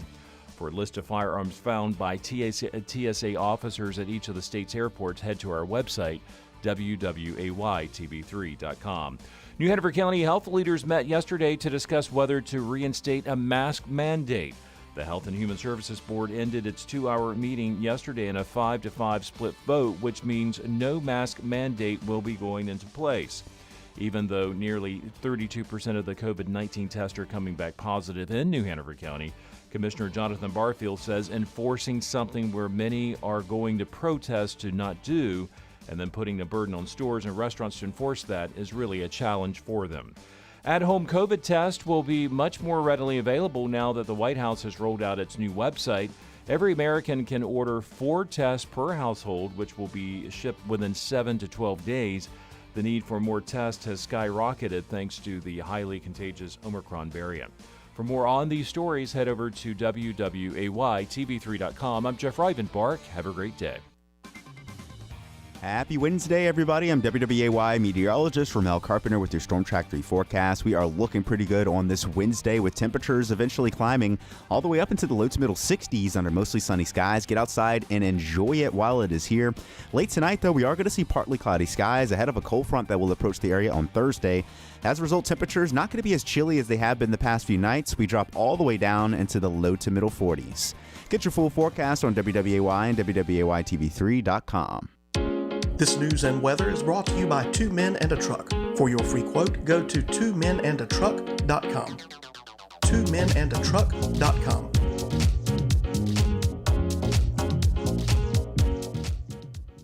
Folks, you know you're all looking for that special gift. Lines are long, traffic is frustrating, supply chains in the news. Just take a deep breath. If you're anywhere near Oak Island, come by Seaside Jewelers, 8801 East Oak Island Drive. Avoid the traffic, the lines, the frustration, and get that extraordinary and special gift. From high-end diamond rings to Larimar, from necklaces to bracelets, watches, and unique jewelry. And you also get one-on-one service with their experienced staff. Great prices now, just in time for the holidays. Come by and check out Seaside Jewelers, 8801 East Oak Island Drive.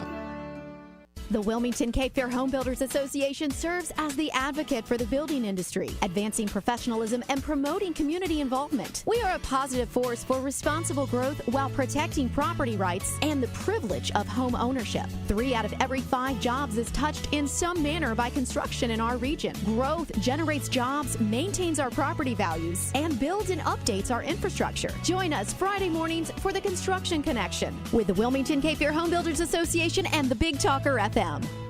I am State Farm Agent Rob Renz, and I want to help you get to a better place. Visit us online at ilminsurance.com. That's ilminsurance.com. Like a good neighbor, State Farm is there.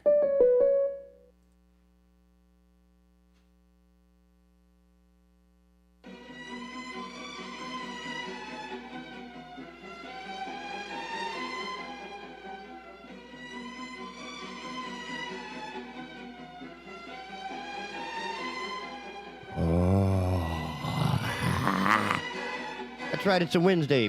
Back on the Asylum, on the Big Talker Online, where we discuss all kinds of craziness,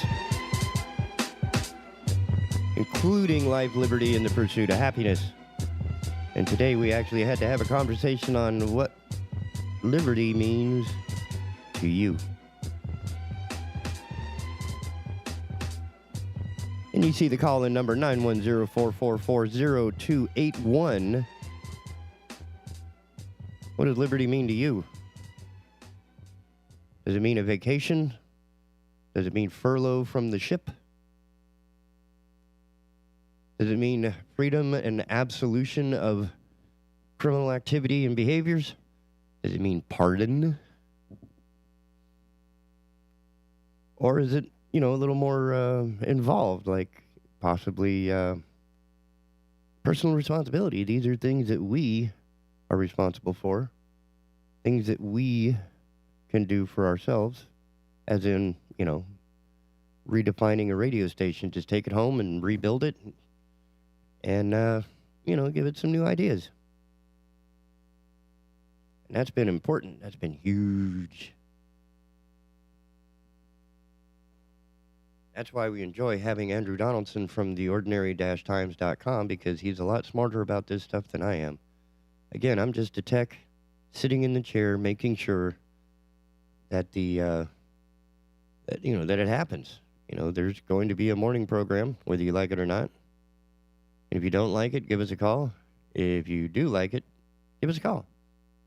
Drop us an email, stop by the website, download the app for your, for your Android and iOS devices. As always, we're on Facebook, YouTube, and Twitter every morning.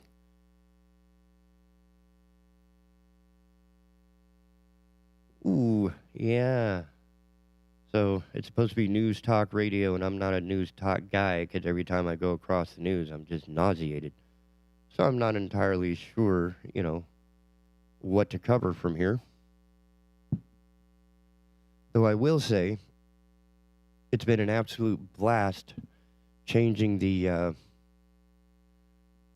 not changing, just allowing the station to morph into a more modern, more mature, because a station is usually driven by its personalities.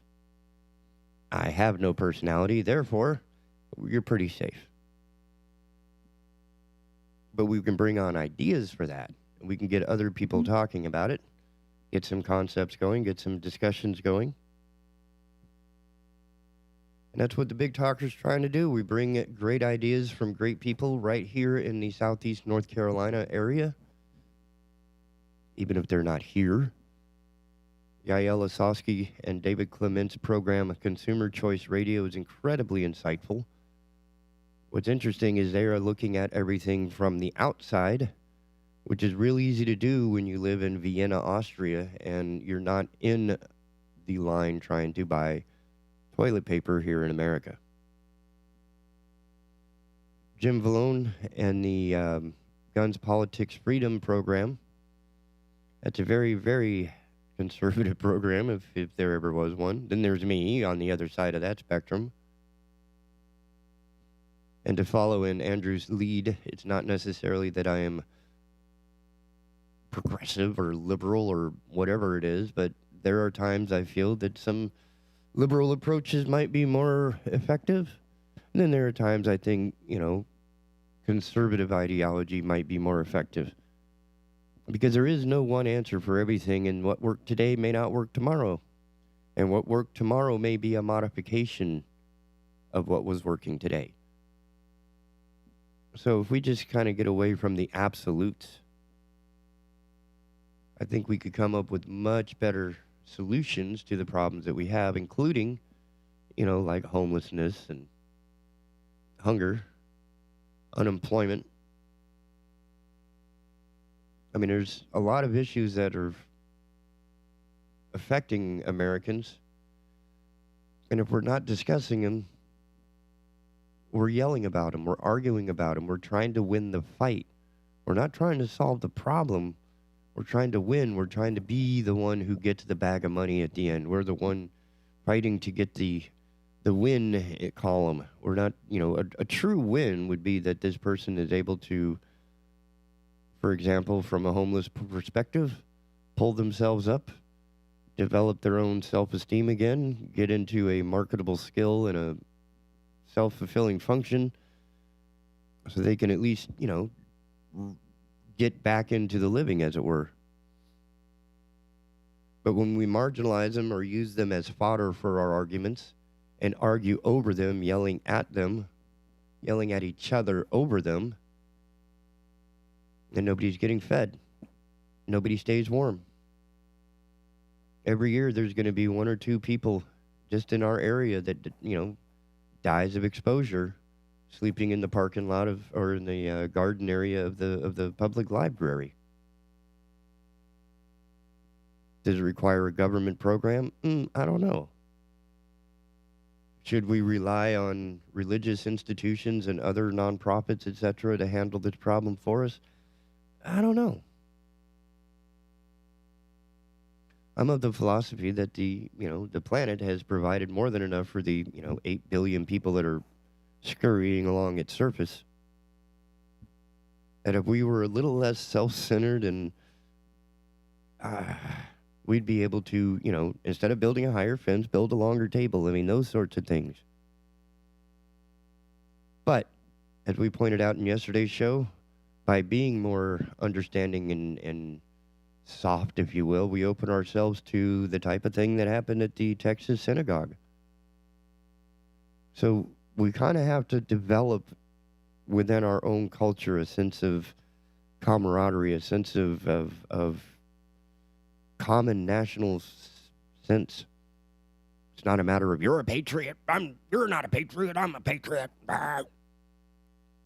No, we're people, and all of us are living under the umbrella of the United States of America and its Constitution. And as such, we have rights and responsibilities to, follow and to continue what our framers and founding fathers started. Instead, we've turned it into this cancerous petri dish of pedantic, screaming, yelling, rhetoric, name-calling, hateful division. I mean, you don't have that in the Army. I always thought this, or in any of the military.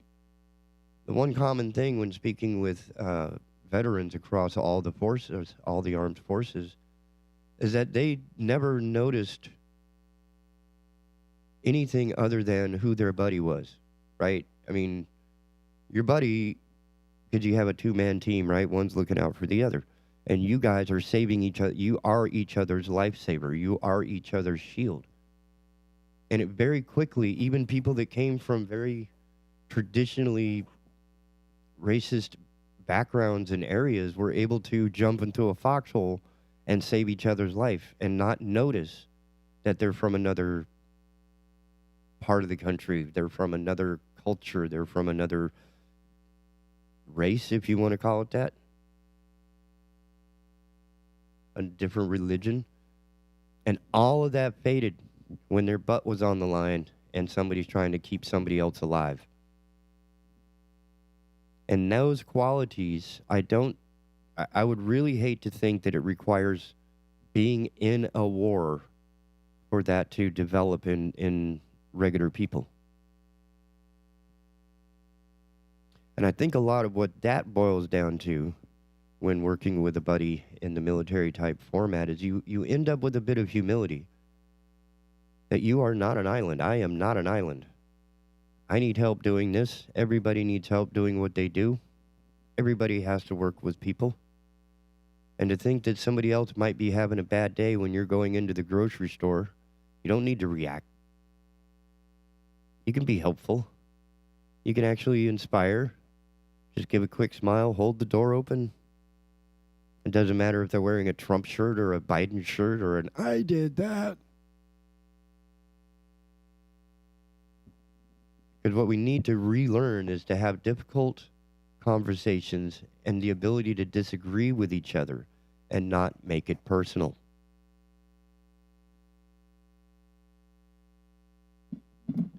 I disagree with people who worship a single person, but it doesn't mean that I want to see them hurt. Doesn't mean I'm going to sock them in the face, right? I mean, violence in the normal sense of the word, you know, in normal, pleasant society, proper society. But there are times that, you know, just like you have to with a small child, you got to spank them to kind of remind them that, hey, that's over the line. And I think these are the guardrails that Andrew was referring to. Unfortunately, most of those guardrails take the form of a law of some sort. And that's just a little whack, I think. You know, I think we could do better if we could have some liberty going on, but with some conversation, with some responsibility, with some accountability within ourselves, within each other. And that's sort of the friendship thing. Had a interesting conversation about what is your friend, the guy who tells you what you want to hear, or the one who has the rough, the tough, the uncomfortable conversations, right? The ones who remind you that, hey, I know who you are. You can't BS me. We need those friends. Those are the ones who push us to improve. Those are the ones who push us to get past what it is that's holding us back. Because the hardest thing about self-evaluation is that we are blind to ourselves. Even with a mirror, we have a hard time seeing ourselves. But if we have a good friend or two, circle of friends, not necessarily family because they can turn hateful and throw socks and whatever else, but a friend who's going to, you know, hey, hold you to it. And the friends that I have helping me run this station have held me to account for what's coming off my air. Why are we not on the air right now? Whose program is this?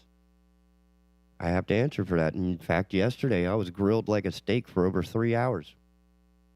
What about this? How do you feel about this? Why are you doing that? Why would we do this? What do you think of this? How do, you know, I was able to put in my 2 cents and get pushed into what I meant, what I'm doing, why.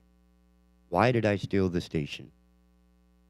Well, I like doing what I do, and I really enjoyed keeping the beast alive. And the only thing was we didn't have the same prattle at our disposal as we used to. So we had to develop our own. And I know that, since I'm the one in the trenches right now, and I know how to make it sound good, but what is it that I want to hear? And as Andrew put it, I didn't realize that was a similar answer to my own, is I wasn't hearing the media that I wanted, so I created my own.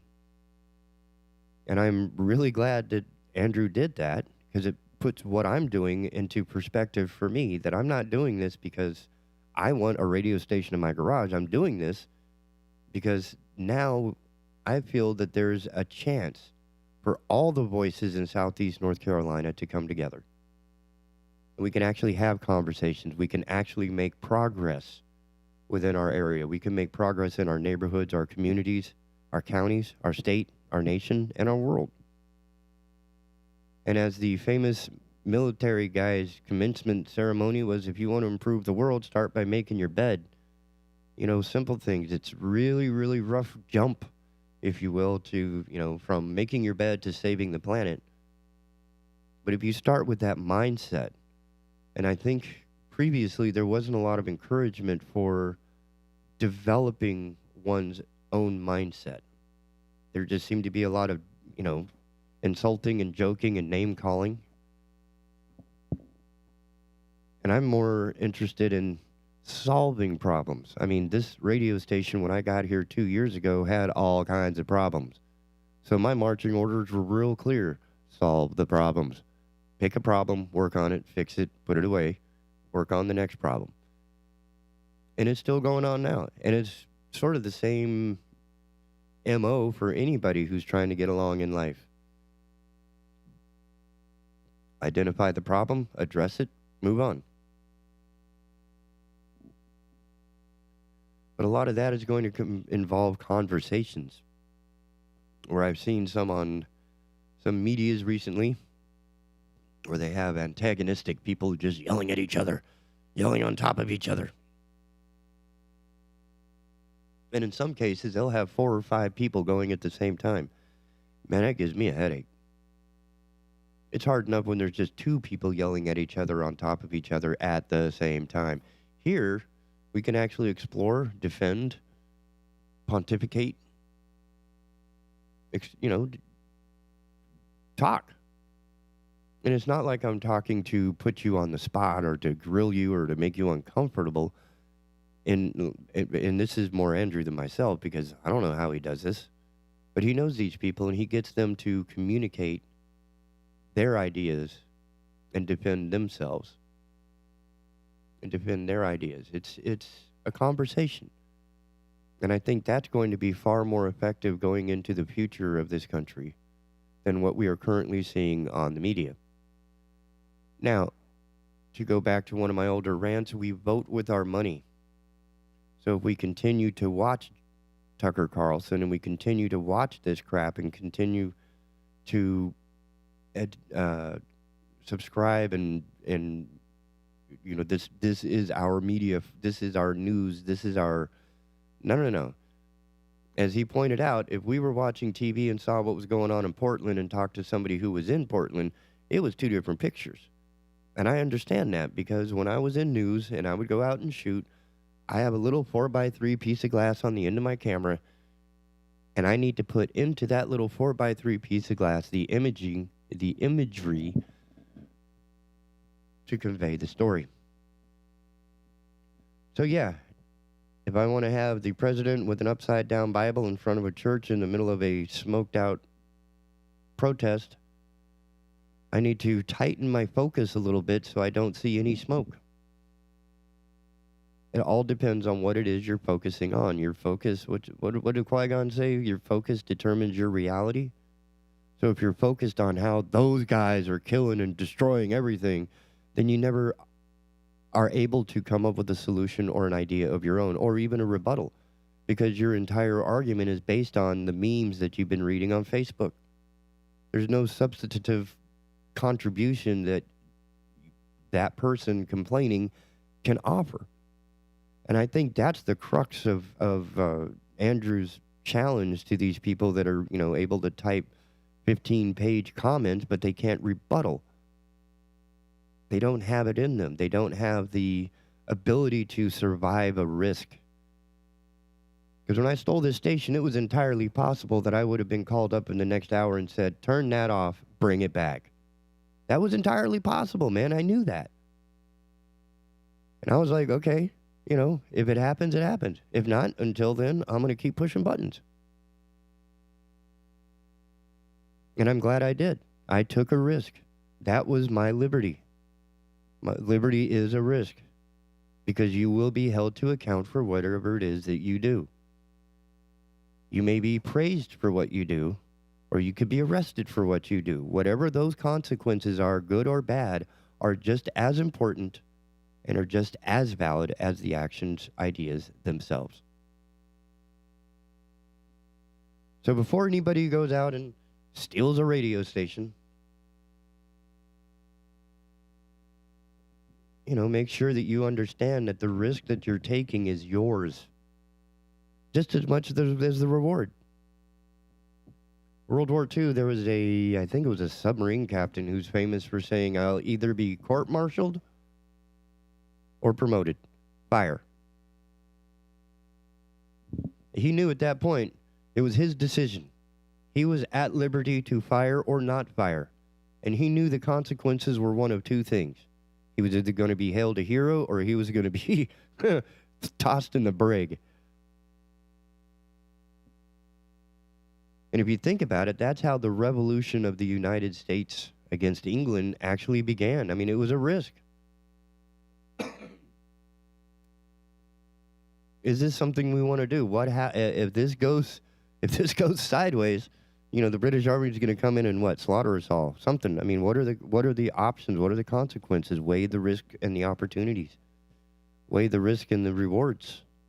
And then from there, you can make an informed decision.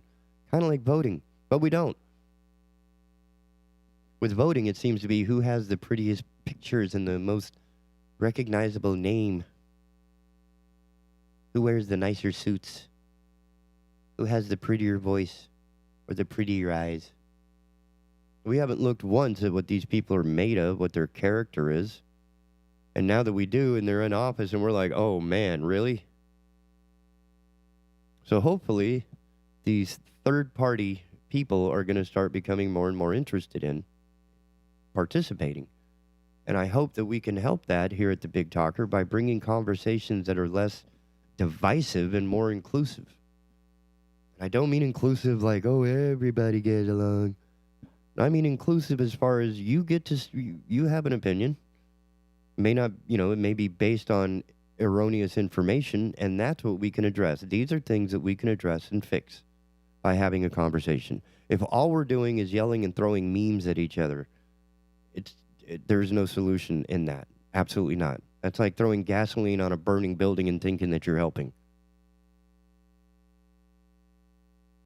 What we need are conversations where we diffuse the anger, we diffuse the misunderstanding, we diffuse the disinformation. And we start addressing the issues, we start solving the problems, we start finding homes, we start feeding people. And we aren't dependent on other organizations to do it for us, that we're not dissolution of social responsibility, I believe is how it's taught in my sociology class. That when something happens, right, there's a horrible crime being committed in broad daylight right there on the sidewalk, and most people in America will whip out their phone and take pictures of it. They will stream it. They will live stream it. They will do everything but help the person who's being hurt. That's who we are now. We are more interested in being we'd rather show it than help it. Oh my God, look at this. It's horrible. All these homeless people right here with their trash. And we all see it, man. We already saw it. We know it's a problem. What are you going to do about it? Let's hold some people to account. Let's come up with some ideas. I still think that there's a whole section of 421 that's just empty grass lot. Put a fence around that, throw up some tiny homes and a check-in building. And you can eradicate a lot of the homeless problem by giving them a sense of dignity, a sense of purpose, and holding them to account. Because obviously they didn't have it in their personal life.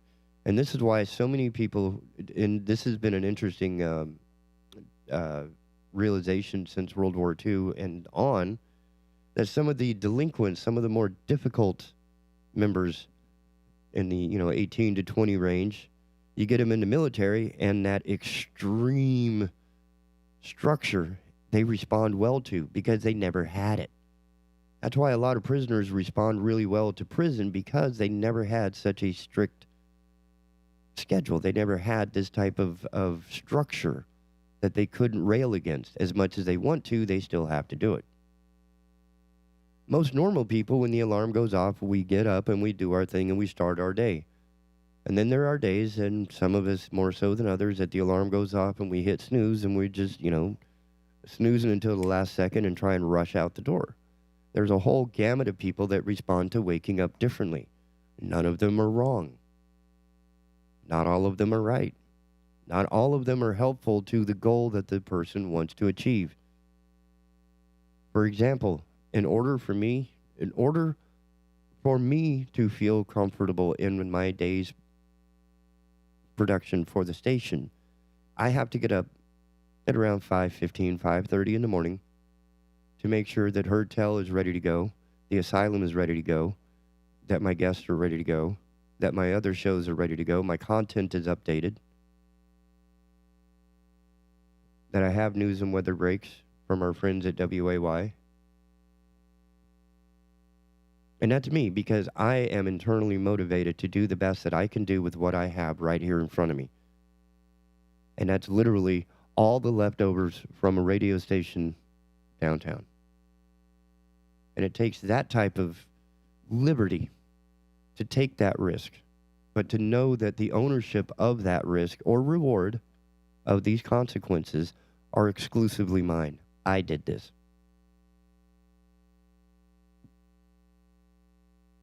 And I have no problem with that. I'm here. I do it.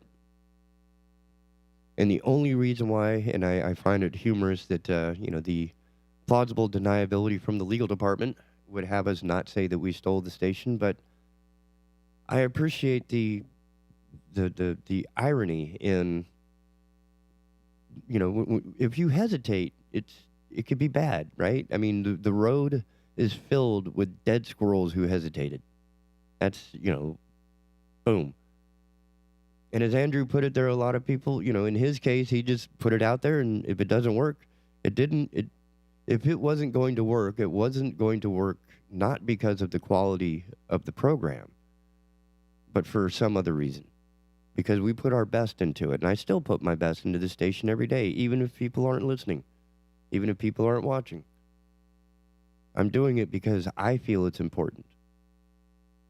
And that's why I'm still on here 7 o'clock every morning, unless I feel really, really bad. Because it's important to maintain that consistency, to maintain that presence with our station, and to draw more interest to it, to draw more conversations to it. It's the top of the hour, and I tell you what, we will be right back on the Asylum on the Big Talker Online. Right after these news, weather, and sponsor breaks. Don't go anywhere.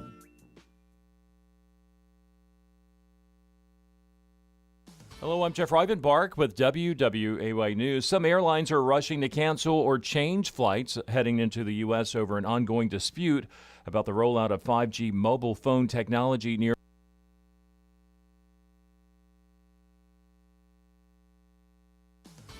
Hello, I'm Jeff Rivenbark with WWAY News. Some airlines are rushing to cancel or change flights heading into the U.S. over an ongoing dispute about the rollout of 5G mobile phone technology near American airports. The issue appeared to particularly impact the Boeing 777, a long-range wide-body aircraft used by carriers worldwide. The cancellations come even after mobile phone carriers AT&T and Verizon say they will postpone new wireless service near some U.S. airports planned for this week.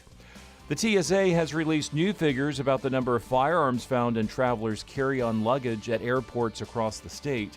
Last year, TSA officers found a total of 254 firearms at the state's 10 airports, which is more than double the 2020 figure of 105.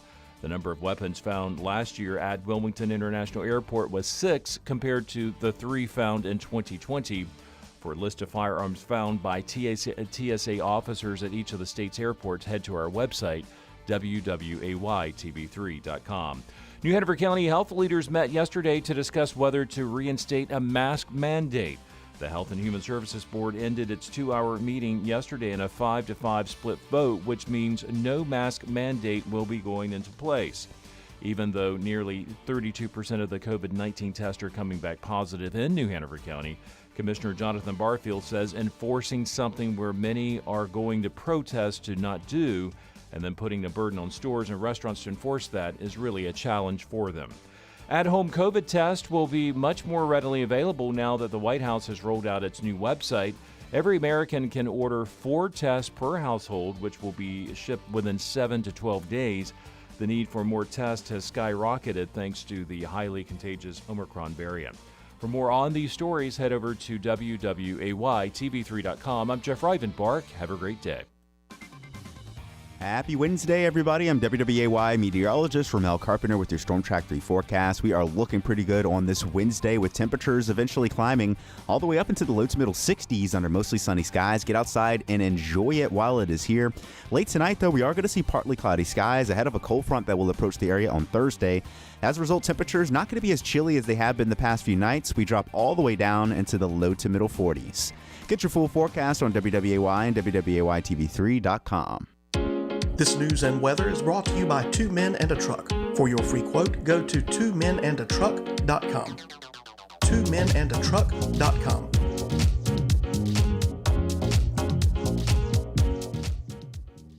If you want to talk about culture and politics without all the caterwauling, then you'll love Hertel Radio with me, your host, Andrew Donaldson, every weekday morning, 6 a.m. with a replay at 3 p.m. right here on the Big Talker. Catch it on the Listen Live tab on the app or watch on the Facebook page. Well, hey, y'all, it's Holly Brewer and Amy Ludwig and Kristen Ludwig from Just Think, the podcast where we don't want to tell you what to think. We just challenge you to do it. We're happy to have some of our episodes featured right here on 106.7 The Big Talker on Saturdays at 11 a.m. So we hope you join us in the conversation and most importantly, just O'Leary's Automotive Repair has multiple locations in the area in Hampstead, Leland, the Myrtle Grove area, Ogden, and Wrightsboro. O'Leary's Automotive Repair, a trusted, locally owned business since 2006. Listen to Tom Goolsby on The Chad Adams Show. People with common sense know that the entire theory of socialism is one big lie. The Big Talker 106.7 FM.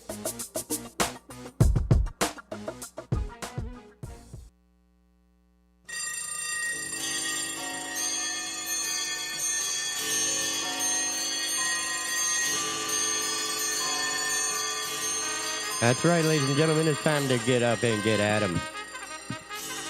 You're tuned to the Asylum on the Big Talker Online. Streaming on YouTube, Facebook, and Twitter. As well as the Big Talker app for Android, Apple, iOS devices. So you can take the Big Talker anywhere you want to go. And participate in the conversations anywhere you may be. Whether you're in North Carolina or out in the world at large.